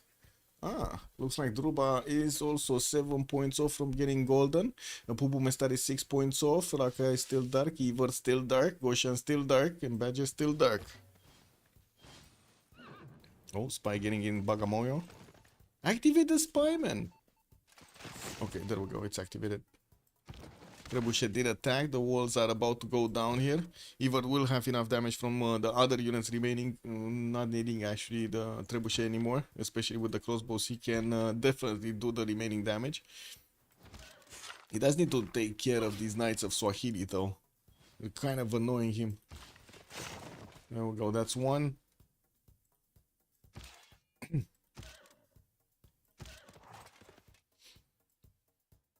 Aren't these kind of like weak units? Why do you spend the health from them? Oh, this is actually a promotion. And this is a level 4 Corsair core, guys. Double envelopment, depredation. We got him with Corsairs and comparison promotions here. That's pretty good. Is he gonna just sacrifice everything he has against Bagamoyo so they cannot vote into the Congress? Who did get the first points, by the way, for the Diplo? It was Goshan. So I guess, yeah, they don't have a Diplo possibility anymore. Oh well. 5 turns for the Forbidden City coming out from Badung. And I do see a spy from Portugal is getting deployed here in Indonesia's territory. Well, the squeezing of the campuses is happening.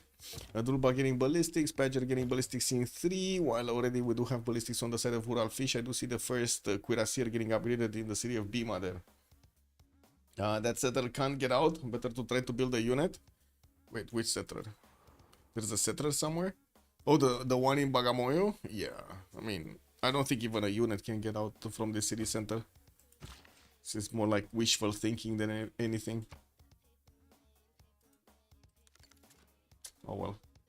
Yeah, it doesn't matter anymore. This is what it is. No, at some point you just know you're dead. It is what it is. For some reason, just breathing oxygen from others.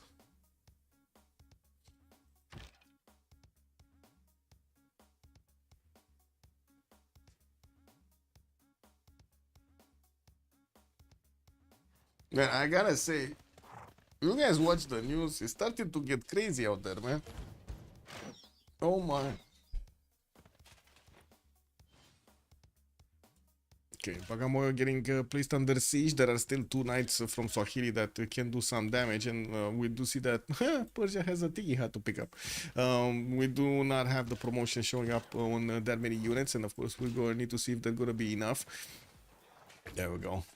Another one. This one is going to have a promotion. Okay, so it should be enough next turn, so he can do the damage there. We do have Tagma Course from Byzantium trying to actually go for another round. Norway still has those spiking shots, and it looks like he did get ballistics to upgrade his cuirassiers, making them strong enough to withstand the Tagmas. Not bad, not bad. A little dead is a little dead, me think. Yeah, yep, it looks like he is. What is up also in America with everybody putting like little something, little. They just like to say little or something in, like before every word or noun. Like so many littles. So many littles, man. And they're not even littles. What is this? Everybody's copying each other over there. Looks like Byzantium is trying to get that sim up, more of these campuses showing up, but it's barely on 113 science, while his opponents are already over 200, multiple of them, like 3 of them over 200. Abner back in fashion? What's that? Abner? I don't know what that is, to be honest, who that is. But yeah, I guess it's a little in fashion, little fashion. It is what it is. Oh, more navigation schools finishing up on Portugal, getting those 300 juicy points going. But still, it's kind of 2 versus 4 here. Oh, comic strip. Okay. Sure. Lil who this? Satirical American. Oh, comic strip that appeared in multiple newspapers. Oh wow, newspapers. Kind of hillbillies. Oh, I see. In a fictional mountain village of Dogpatch, USA. Got it. Oh man, I need to watch this also. I was just finishing off South Park. I need to watch this also. That's kind of like reminding me. What happened to southpark.cc? Didn't they have like their own website where they were putting their episodes? Where did they go, man?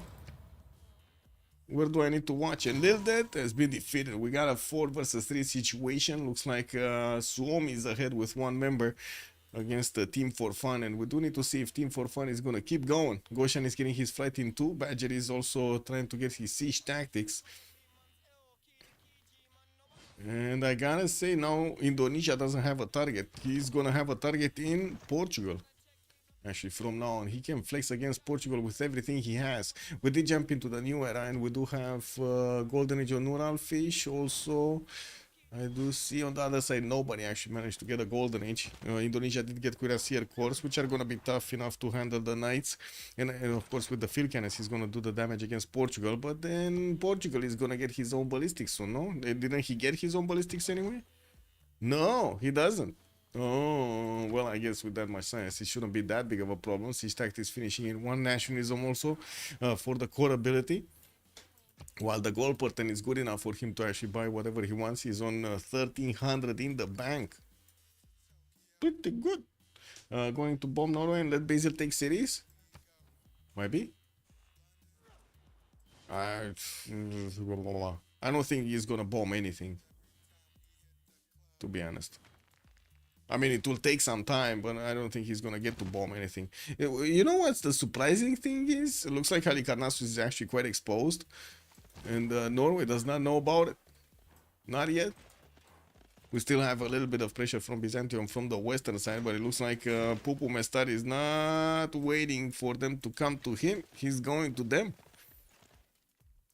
Wait, did Byzantium just expose his biggest tagma? To the awesomeness power of multiple packing shots? Oh my. Well, I guess these tagmas are dead. Yeah. This is what it is, guys. That's a dead tagma.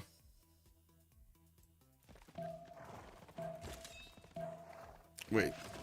Oh, that does give bonuses to the packing shots, right? Timon? But it doesn't give bonuses to the cuirassiers and the other ones. Yeah, there we go. 85 attack strength against the tagma. Woo! Yeah. Big. Okay, let's see. Jade.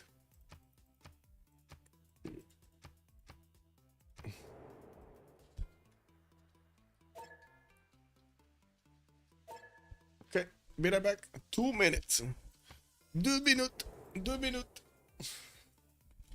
Je revenais.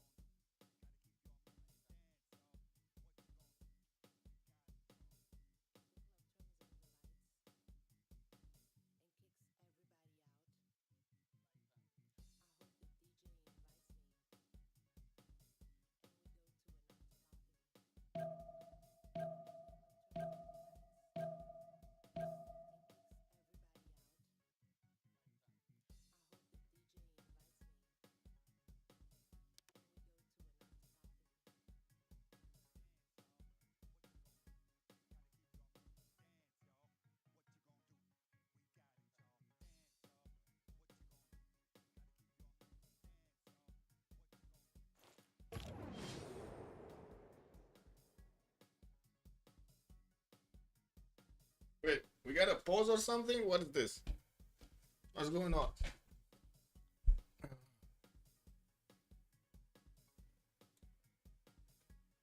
Oh, it's a big desync. That's what's going on. Yeah, that's unfortunate. Eclithian also, I guess Frink is OP after all. Where did all those cuirassiers come from? Yeah, but slowly, man. He got there slowly. And I gotta say, Pupu Mestare dropped to 72 science and 83 culture, while Drulba does have 115 and 109.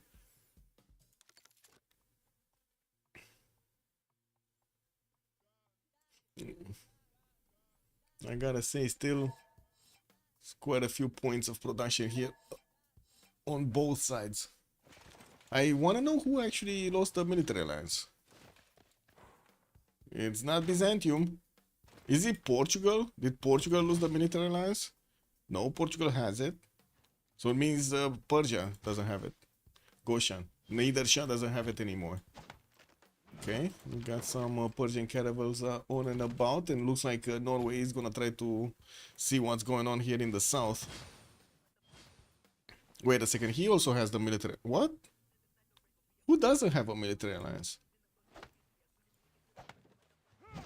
Oh, Portugal doesn't have it. Never mind. Portugal doesn't have the military alliance.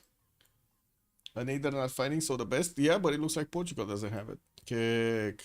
Yeah, he probably already has an alliance with Persia for the trade routes. That's why. Yeah, that's the problem.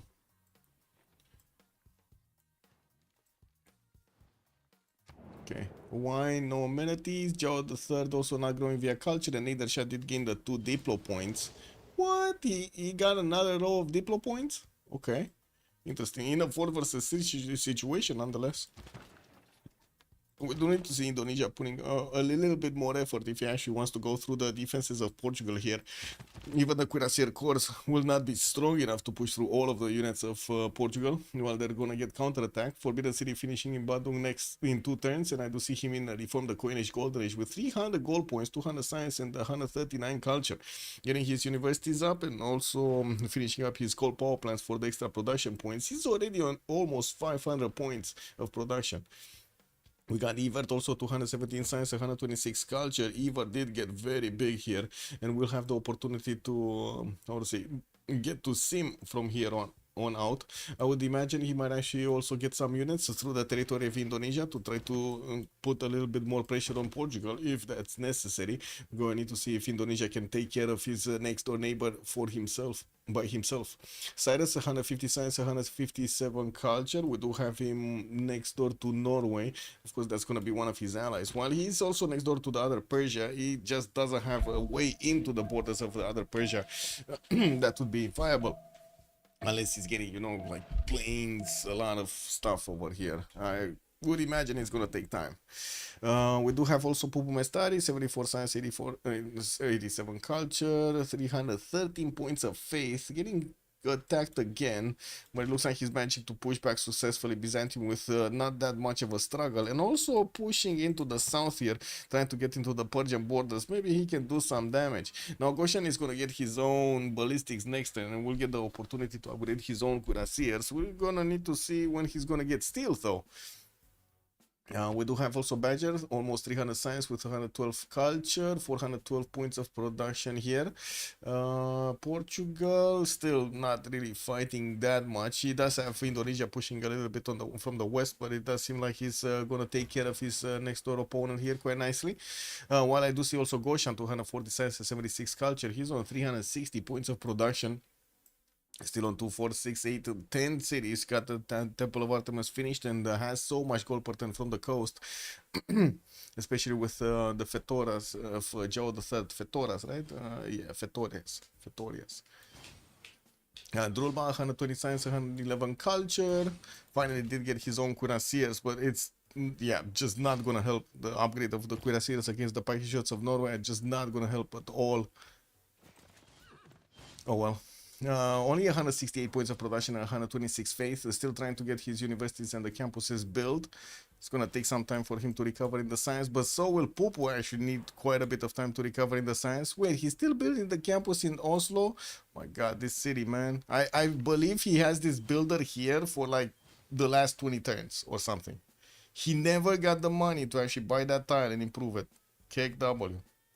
Nor did he go for this other one, like get a lumber mill over there or something. Those extra 2 points of production mean like actual turns, like lots of turns. Yeah, Portugal no melee. We do need to see if Indonesia is gonna keep pushing forward though. I'm not really trusting Indonesia's abilities to keep pushing forward since, again, the resupply line. He doesn't have a resupply line. No new units coming out from Indonesia. Getting military academies and also place down another one of these encampments. Oh, finally, some cuirassiers are coming out from the western cities. Then finishing up that forbidden city in Badung next. Portugal also coding up. These are just not gonna go anywhere. +6 intel actually. Indonesia has +6 intel on Portugal. Very nice. Wait, Portugal had a spy. Why is he working? Oh, Diogo. Diogo is waiting assignment. He doesn't know what to do, guys. He got into the capital city of Portugal, of Indonesia from Portugal, and he got distracted. There was like so much food, so much beer everywhere. He totally got distracted. Oh well. I guess they needed to drill a little bit more discipline into this guy.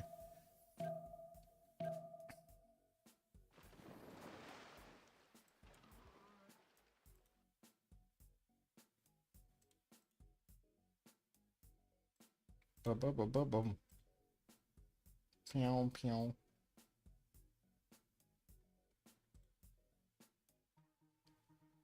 Okay, let's see if Indonesia is gonna push here. I would imagine not right now. Oh, relobby? You want a relobby? Okay.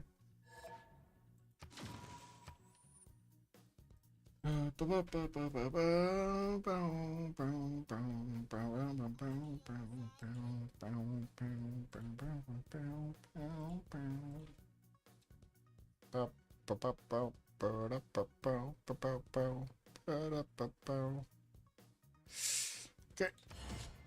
Well, I'm gonna ready up. Be right back. I'm gonna go to the bathroom.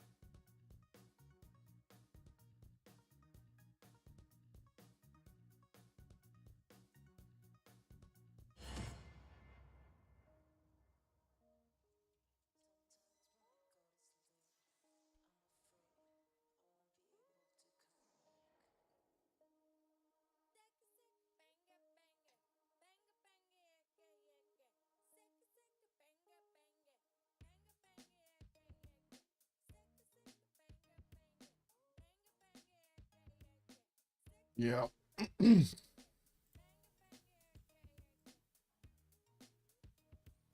That does seem like the new update on Civ 7 actually did the trick.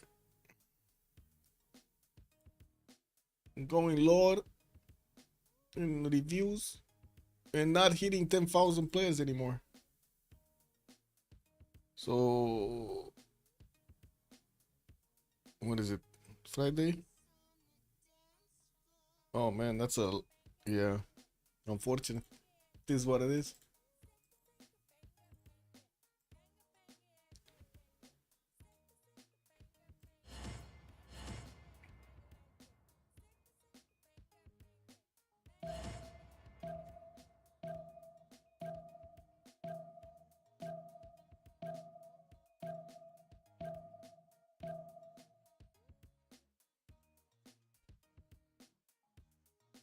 I still honestly would be really curious who had the bright idea to make Civ 7 as it is.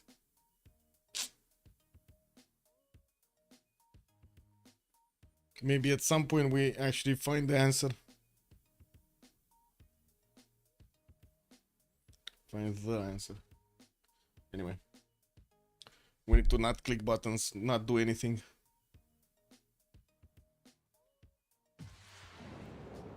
Just let it load. Let it load.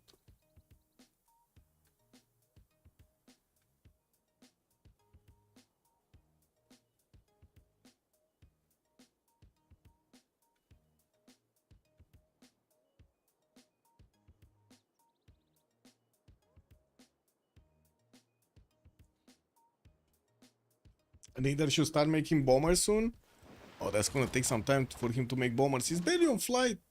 He needs advanced flight. He needs quite a few of those aerodromes down. It's gonna take some time. And we're going to need to see also if the other Persia like Cyrus is going to get those science numbers up. He definitely is lagging behind, but he does have the bigger culture number. Goshan is asking something. Question marks. What do we have here? Emily to shuttle from Persia. Another city in the north. That's about it here. We do have the universities finally getting into the campuses of Persia, and of course he did finish Chichen Itza. He's getting all of those extra science culture points everywhere from, and the production points from his rainforest. That's quite big. Why no power? Oh. Alright, this was a new turn, right? Was away from keyboard. Anyway, Hattusa is the only science city state in the game, and it's being kept by Ural Fish on the side of Suomi. We do have some more of these traders coming up and banks going into Maya's territory. Maya is gathering strength here, a lot of points of production. I guess on the side of Suomi, we do have 3 nations that do have more than 400 points, while on the other side, only 2 of them have barely 400 points. Universities coming out, industrial zones in TCAL. You see Maya is trying to use that audience chamber bonus everywhere, getting the governors in. And on the side of Indonesia going against Portugal, it doesn't seem like anything's moving here. Portugal did manage to get his cuirassiers up and also cored up one of them on the front line. 2 of them? Yeah, he cored up 2 of them. So now that northern one is going to be a pain to actually go through. We do have also in whatever this city is called, one of these frigates that is just sitting to get its battleship upgrade. Badger is also going to get steam power next turn with civil engineering in 2. He does have some more of these coal power plants getting finished here in his main cities, and did manage to get to 300 science numbers with 112 culture, and that is his passive science. That is no longer from the coinage science. So many of these navigation schools are showing up big for him. Cuirassiers coming up from Goshan. Okay, he's getting some cuirassiers, he's getting some courses. Maybe he does actually want to do some. Oh, I see, this is the problem. Actually, he did manage to recruit James of St. George, but then Norway started pushing into the city of Halikarnassus. That city does have 150 strength walls with 2 bombers on the way. Pupu Mestari might take it over. We do have also Norway managing to put a few of these cuirassiers towards the south to stop any kind of reinforcement from Persia getting through to Halikarnassus to help him out. And of course, and also Norway does have a military engineer building up the pathways here, allowing all of the resupply line to be a lot faster, and especially building up the bridges across these rivers is going to be super helpful. Field cannons coming around also from Norway, push back his opponent on the west, and it looks like with the pike and shot line, it doesn't seem like there's any way for these cuirassiers of Byzantium to go through. Yeah, if he would manage to actually get some field cannons, that would actually help deal the damage against Norwegian units, but it will take some time to upgrade them and move them forward. We do have also Indonesia trying to figure out if he can actually deal some damage against Byzantium. He cannot, so he's just gonna keep those units over there. Alfredo Jarnado, thank you so much for the follow, much appreciated, sir. We do have Marcinan also recruited by Indonesia. We do need to see when those beautiful engineers for the production points for the wonders are going to be picked up. Portugal got Leonardo da Vinci, and I do see also Persia did get Filippo Brunelleschi. That's Cyrus, actually, it's Persia Cyrus. Another one of these merchants, Marco Polo on the side of Cyrus. Yeah, that's about it. That's it? That's only one? For the wonder, only one? Oh my god, there's so many of them left remaining on the wonder production. So many of them. We'll see who's gonna get them though. More encampment training projects coming out for Portugal. He only has oh, actually, wait a second. He has Gustavus Adolphus. He had something like Timur or something earlier. I don't know where that guy disappeared. Maybe he got activated or something, because I don't see him anymore. And I'm pretty sure he had another one. Well, anyway, the side of Indonesia, we don't have yet a general. He needs one. Maya just keeping his units out and about. Persia is starting to actually spread out the religion. Yeah, the Klep religion. Wait, he actually did get a religion? Oh wow, divine inspiration and stewardship. I was thinking he actually just deleted the Great Prophet, but it looks like he actually did activate it somewhere. I have no idea where, but he did. Oh well, I guess it is what it is.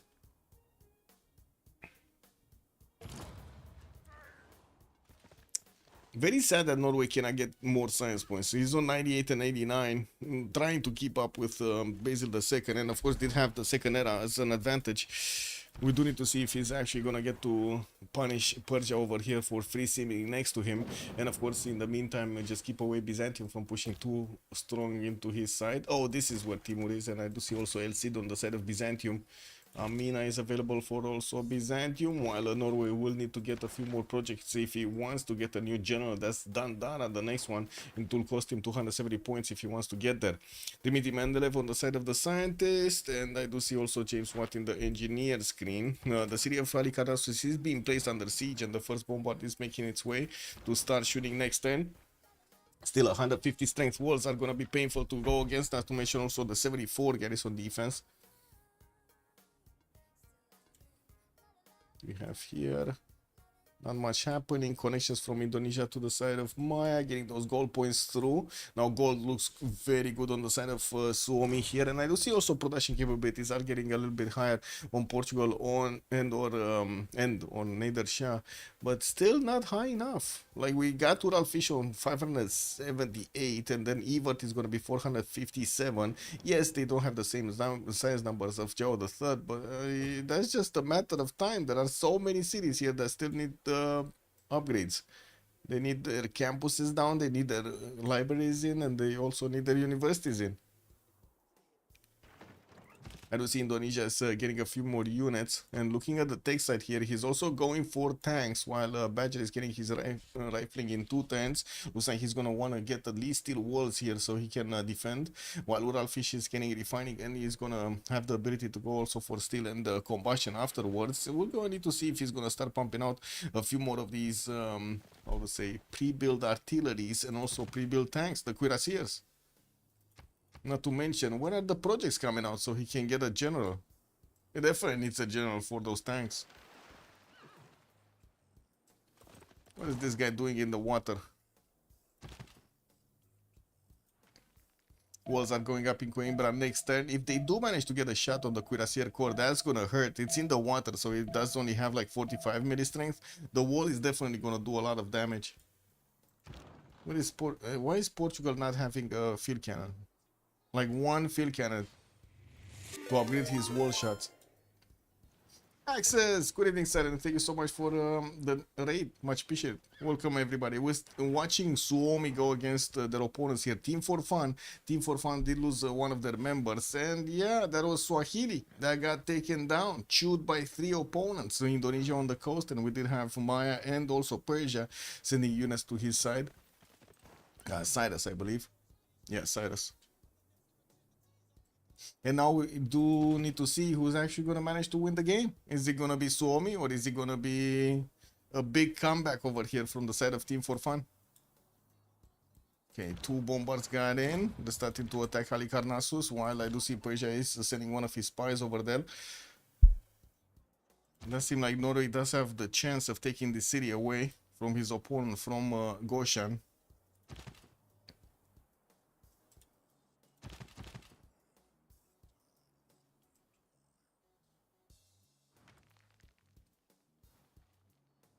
'84 defense strength city with a cuirassier core there. Woo, that's tough. That is tough. Oh, field cannon attack. Now these guys are super strong. Field cannon core from Byzantium can 2-shot piking shots, even if they're in the borders of no U. And yes, I know that city, man. That city.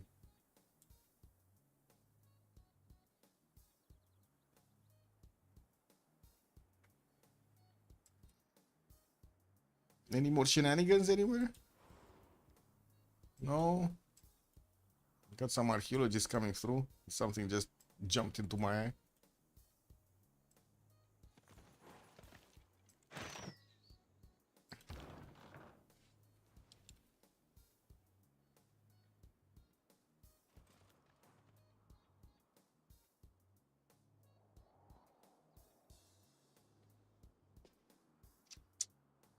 Da-da-da-da-dum. Pow, pow. Do you think Persia Cyrus is gonna try to go for a culture victory here? So 35 tourism. Let's actually see his setup. Getting quite a few of these theater squares and pretty good ones. Also working on getting his Oxford University with the help of Filippo Brunelleschi. But still, I don't really see him having a big setup for culture. Anyway, Rule Valley coming up in Bactrin 7, and also he's getting spied on by the other Persia, by Goshan. While Goshan has a few coastal cities, he's also getting under attack by his opponent here, by Norwegian cuirassiers.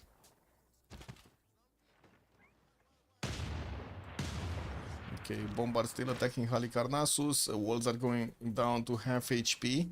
And it doesn't seem like the Bombards are taking that much damage from the wall defense. I don't think Persia's in Goshan ever upgraded the field cannon. Or a crossbow for that matter. I don't think he has a crossbow. So his walls are basically like archer shots.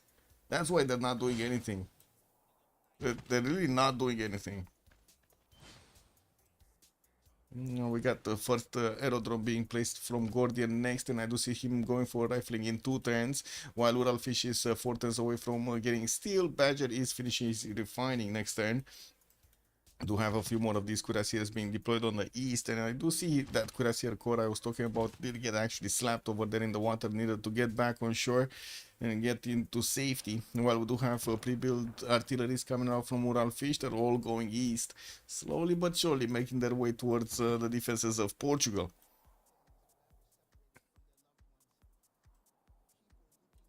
Do we have aerodromes coming out here from the other Persia? No.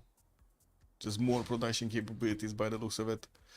We do have Eber on 468. He did manage to get more production than Badger. Still struggling with the science though to get to the 300 number. And of course we're going to need to see who's going to pick up Einstein here and who's going to go for the research labs. I would imagine Maya should actually go for the research labs. It's not like he actually can do anything in this position. It will take him quite a bit of effort to get the units to Portugal. And this is Indonesia's responsibility now. It's his neighbor, no? I would imagine this is his responsibility. Cuirassier Corps getting pre-built from Indonesia, and of course we're gonna see the tanks here from Uralfish when he's gonna get combustion. I would imagine we're gonna see also Portugal manage to get tanks by that time. I should not ready up, to be honest, if you go, yeah, they were talking about that little bit of a discussion at the beginning of the lobby. When we got back into the lobby. Is this city state gonna be touched? No. This is just gonna be Guitarja city. Uralfish, 18 points. Cingueti Pupumestare. We got also Raka on Muscat. And for some reason the cat just came to show me her tail again. Yes, Athena, we can see you have a beautiful tail. Yes, magic. Magical tail.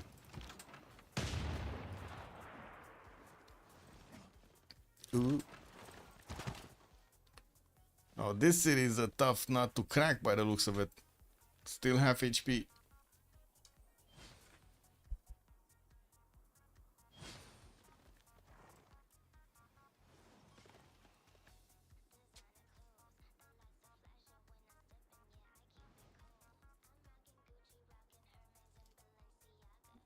Yes, cat is finding stuff to chew.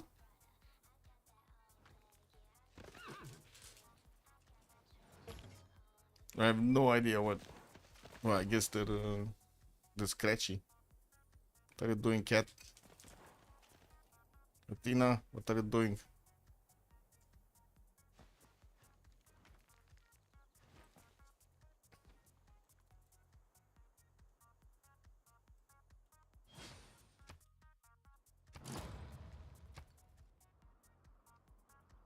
Oh well.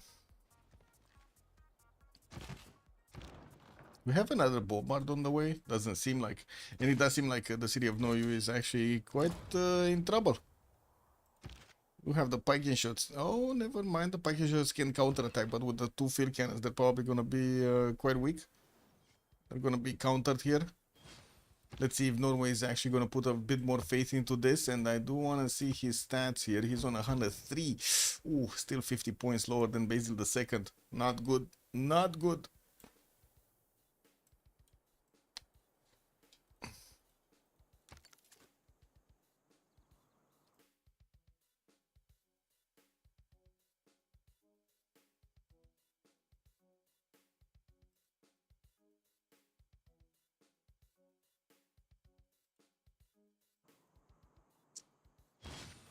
Yeah, there we go. He's putting the faith.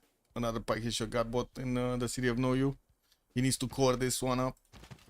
This one is the most exposed one.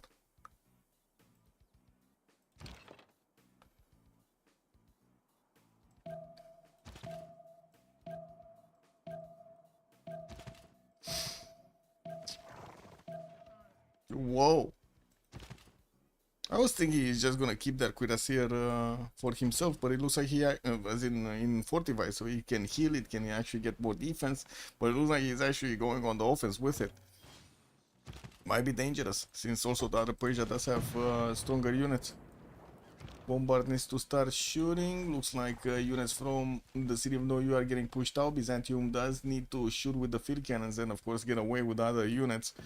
While also the Bombard is managing to clip away the wall shots of Halicarnassus here, the wall strength of Halicarnassus.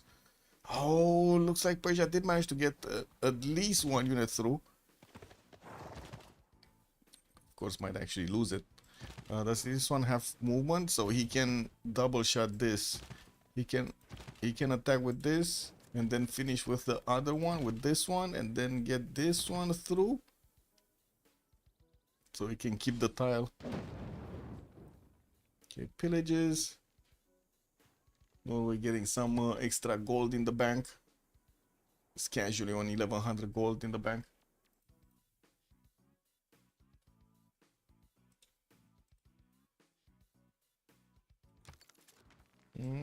What's going on here? Okay, repositioning from Indonesia's units in his own border so he can get his combustion. It's coming up in 4.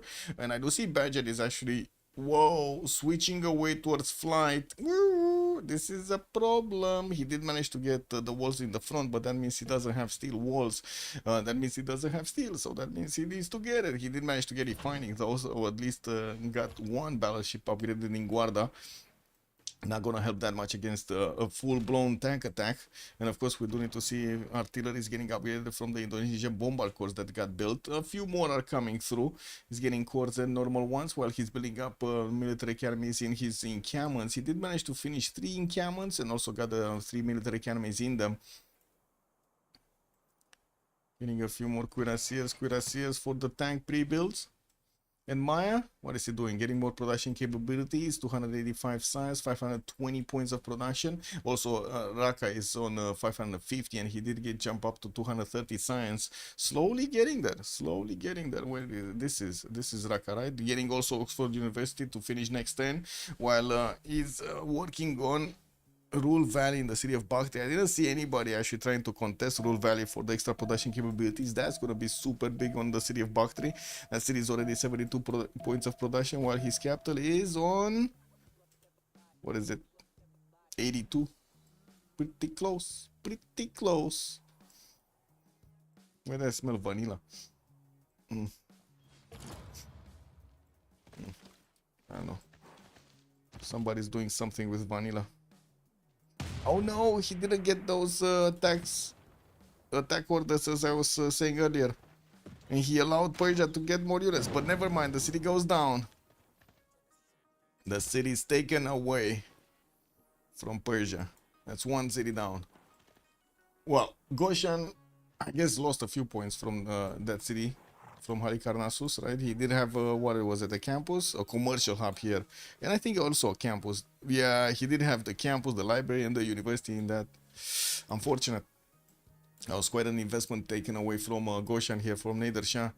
285 science, 411 points of production. Looks like he's going to have a hard time to come back into this. Radio coming up in 4, while Ural Fish is getting his combustion in 3. Badger still is going for his flight.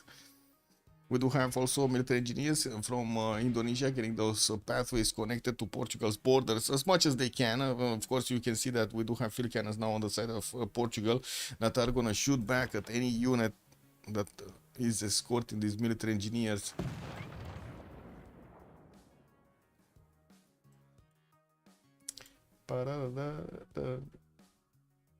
Bum bum.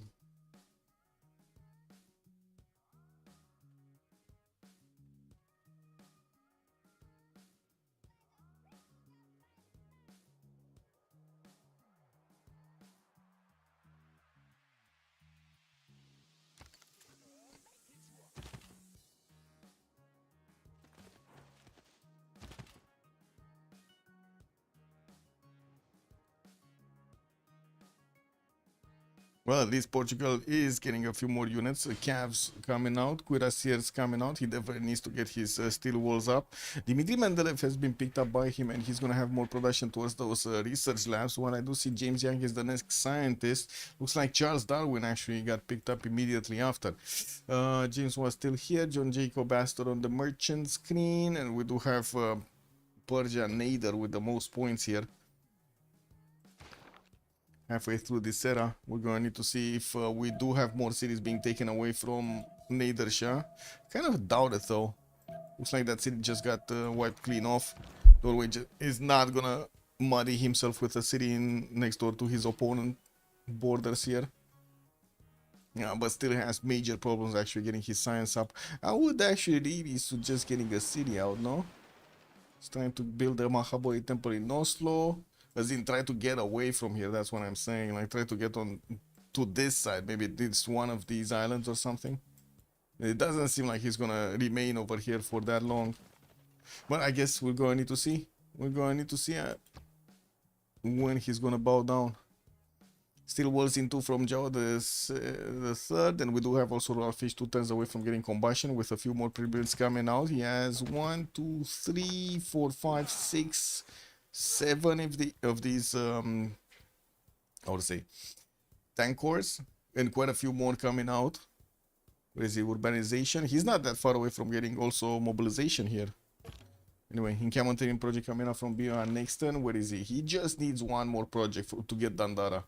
And I do see that Portugal at the moment did not manage to get those projects out. And did I just see Einstein? I did see Einstein. I did.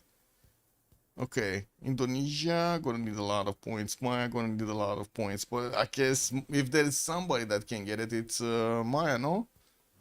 And who picked up the general? Wait a second. Oh, Indonesia picked up the general. He didn't want to wait. Okay, well the next one is still 270 points, and it doesn't seem like anywhere it's gonna go anywhere. I'm actually quite surprised he actually spent the faith on Dandara. He probably bought it with faith. Well, I guess he does have 864, so you know, didn't really have what to do with it.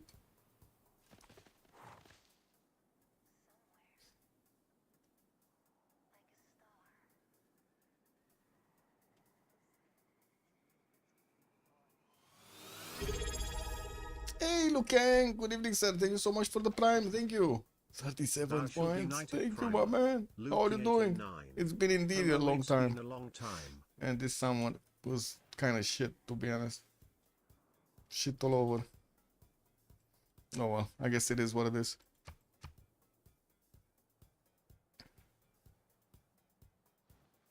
Yeah, it was like this summertime. I just had like, I don't know, zero drive to do stuff. In general, to do stuff.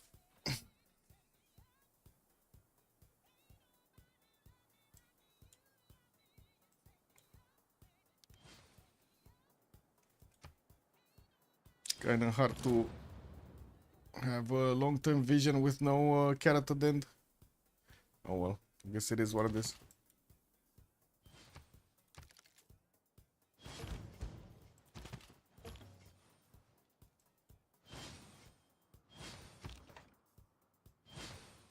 Ooh, the +6 intel now in Indonesia is going to be very tough to handle on Portugal. Even these, I would say, no core tanks, like the simple tanks, can actually attack into the cuirassiers and do so much damage. While yes, Badger is going to get his steel walls and probably will soon have also his own combustion. The tanks are still going to probably do the initial damage against the defenses of Portugal and will shave off a lot of this health from the units, a lot of it.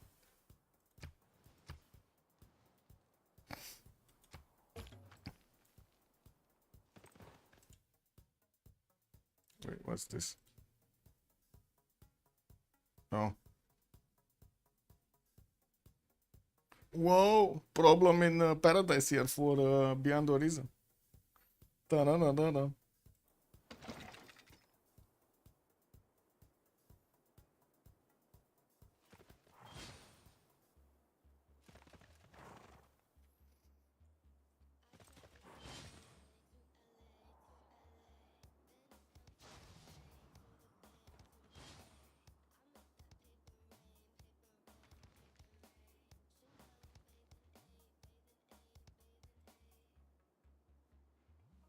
Where Cuirassiers coming out from Byzantium, moving them on the east, while also Norway is putting some field cannons on the defense of Noalu. Now this is going to be harder to push. We do have the retreating units also that were taking Halicarnassus from the south, coming to defend themselves against Byzantium here. Looks like they will actually put up more strength. Persia still is struggling to get back on track here. 300 science with 459 points of production. But look at the other Persia. Raqqa is 566 points of production already and did manage to get more science with significantly more culture. Not to mention gold. We do have Badger also 400 points of science, the most science in the game at the moment. We're going to see if he does have the opportunity to recruit Albert Einstein for a little bit more.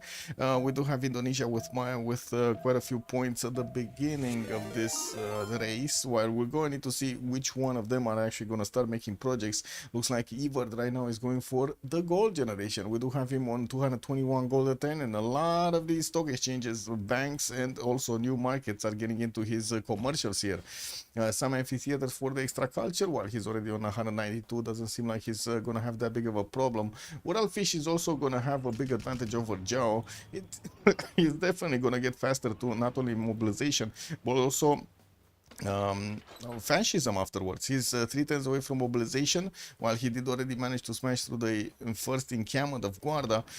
Portugal here still needs his combustion to come out in 2 turns. Oh, already insufficient oil? Oh no. Ural Fish, get the oil, man. Get the oil from somewhere. Where is the oil? Why does he not have? Okay, Badger has 21 oil. We got Ural Fish on 47. He doesn't have a problem anymore. It's fine. Just probably for this turn. Dandar also needs to move a little bit closer to the front line, so it gives the extra +5 to the tank wars, not to mention the movement speed. But I am. Good evening, sir, and thank you so much for the raid. Much appreciated. Welcome, everybody. Bonsoir tout le monde. We do have Suomi on the right side fighting against Team for Fun, and it looks like they did manage to take out one of the members down. And that was Swahili. It was here, and it got ripped apart by 3 members of Suomi. All of them got a piece of the pie here. And now we do need to see, because Byzantium was going against Norway and did manage to actually take NOU for a few turns, I don't know, 5-6 turns or something like this, but then Norway actually pushed him back. And now in the third era, Bubu Mestari just doesn't have that much science and culture to work with. Basil II looks like he's catching up here and catching up big. Now we do need to see if also the production of Evert, Raqqa and Evert is going to be good enough to actually outmatch their opponents here, and if they do manage to actually pull off this victory, because it seems like Team for Fun is not giving up that easy. We do have also Rule Valley finishing up in Bactria, and more of these sewers for those amenities in the cities of Persia, of Cyrus here. Campus research projects, they do need to get quite a few projects for Albert Einstein, but I would imagine it should be Maya. I still imagine it should be Maya, but I guess Persia can do it also. We'll see. What is it? Goshan getting good to finish some more of his factories and building up the aqueduct count. Oh, uh-oh. Uh-oh. Norway just took a 10th to the south here. And there are 0 units defending the city of Ray. Uh-oh. Also, Vitality lost their first grand finals? Vitality lost, Mustra? This cannot be. Ce n'est pas possible. Tier 2 guy and coach joined them on Tier 1. Hunter, who has been in the shadow of his cousin Nico, finally steps up to get the team a trophy. Uh-oh, needs to rework their strats. Yeah, I mean, you know, it is what it is. Maybe they said this time they just give up the trophy or something, you know? They had it for so many times. This time they said no. No, I'm kidding. I'm pretty sure they didn't do that. They really wanted the trophy, no? Don't they have like some of those like I would say training houses and stuff like that? There were so many of this in I would say as a fashion, right? Every team has a training house now. Wait, what is Steel? Neither shall going advanced flight in 3. He's not going Steel. Oh. They lost Inferno from a position of win. Oh my god. Was it a comeback? What did they start off on city side and then they lost on T side? Because that's usually how it happens on Inferno, no? You start off city, you get a lot of wins, and then you go T and then you don't get any. And you also get demoralized because you lost like 7 in a row or something. Igor, good evening, sir. No heavyweight players, but there is literally a player called Heavy God. Oh my god, how heavy is he, man? Is it like heavy metal God, or is he like heavy something else God? Like tonnage.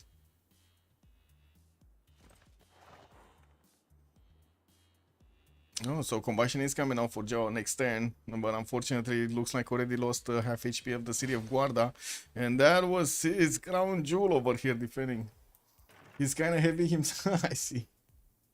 Man, heavy like I was like a few years ago. This is what it is. Inferno map 4 went from series point lead to 4 vitality. Overtime is 16 to 12. Oh my god, that must be demoralizing. I can only imagine what's going on through their minds if they lost from point to a comeback.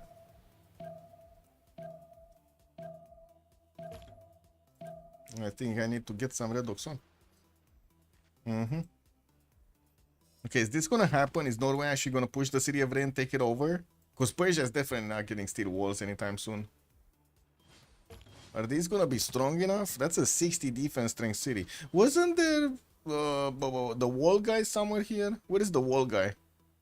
Oh, this is the wall guy. What is he doing here? James of St. George could build walls. Why is he not building walls in the city of Ray? Just letting them being open like this. Pants down. City of Ray is just... Yeah, he's gonna get it. Him and Maris was great. Cool. Maris too. He's the tier 2 player reference. Oh, I see. I don't know these new guys actually. You're talking new stuff to me. Mattis and who did you call the other one? Oh, the Heavy God. Heavy God and Mattis. I see.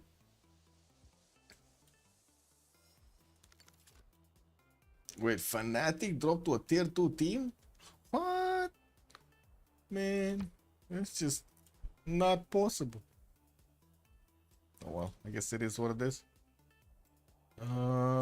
Push going through. Looks like Norway still needs to actually push back the Byzantine units from his borders. I still see the field cannons are available for him, and he still has the piking shots. I think he lost one of the piking shots though.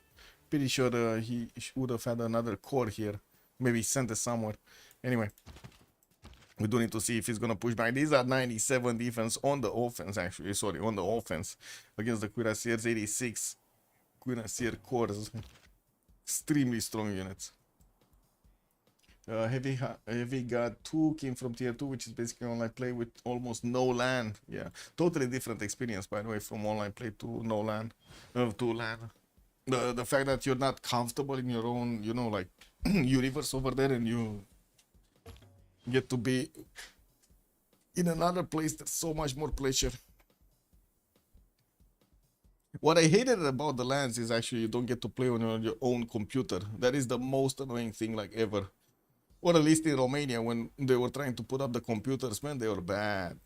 They were just bad. There were like major differences from like one line of computers to the others. Even if same specs, there were like major differences. Like some were lagging, some were like skipping and frames and stuff like that. It was so annoying. That's what actually one of the reasons I stopped playing Counter-Strike back in like 2003, I think, or something like that.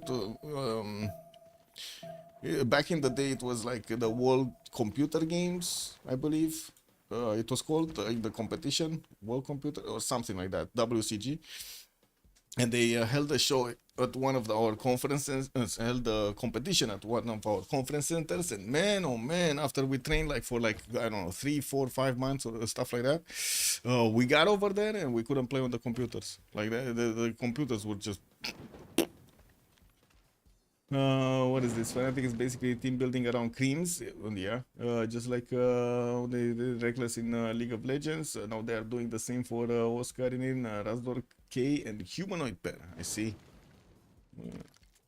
And the city of Rey is taken down. This is unbelievable. Norway, with the least amount of science and culture, is still actually taking cities from his opponent, getting even steel walls. This is going to be painful for Persia to actually get back. I'm pretty sure he's just going to, delete it, because why not? Do have Norway also needing to actually put a few more units on the defense. They really needs to get that field cannon out of the city of no use, so he can keep buying units over there. He does have the faith pattern in GMC to make it shine, no? 307 faith pattern, that's pretty good. Yeah. Wait, Indo took a city? Oh yeah, he did take Guarda. Yeah, there's not much of a way for their opponents to actually come back after this. I do see Portugal did manage to upgrade the tanks, but of course with so many artilleries, even those tanks are gonna succumb to the shells of Indonesia. Planes coming out, blocking the choke points. Only biplanes though, they're not really that strong.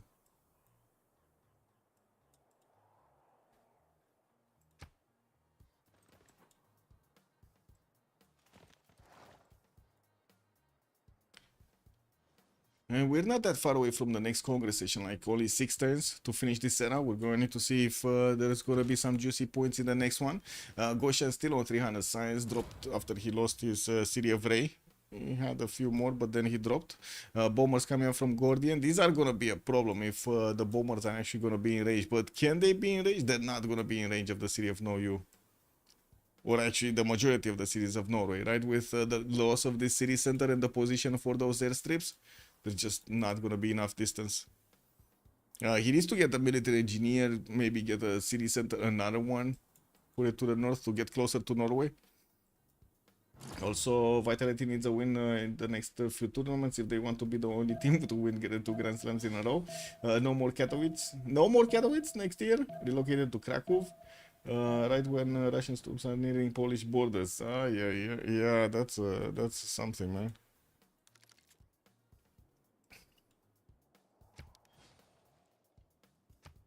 It's kind of funny how some people actually thought Russia is stopping after they invested like 10% of their GDP into military. Man, 10% of GDP affects so much of the normal economy. Like, so many people are actually affected by everything invested into the military now. There's just no stopping that anymore. What are they gonna do afterwards? Sell the equipment to somebody else? That's just not gonna work.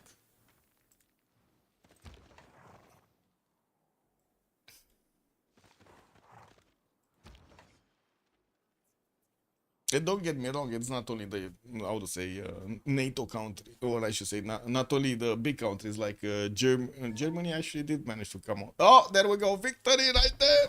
Oh, we do have Suomi managing to knock one on the board. They did manage to take out their opponent there on Swahili and put them in their opponents on 4 versus 3. Now, they did get the win with Norway actually managing to take 2 cities away from a big neighbor. By your actions this That's day, amazing. you Folk with ensure Nisar, our they lost a player. Really glorious good game, yeah. Let me actually finish the prediction over here and send you to Kachika stream. Sorry guys, I'm gonna go Go sleep. Was it Suomi, right? That got the win? Yeah. Thanks for the cast. I'm sorry, Linda. I'm a bit like I'm kind of off. I don't have that big of a positive mood. Trying though. Kind of hard to fake it. Anyway, yeah. Let me raid Kacheka over here. Give him a little bit of attention. Give me a second. Let me figure out where he is. Wait, do I even have Kacheka? Oh my god, this guy, man.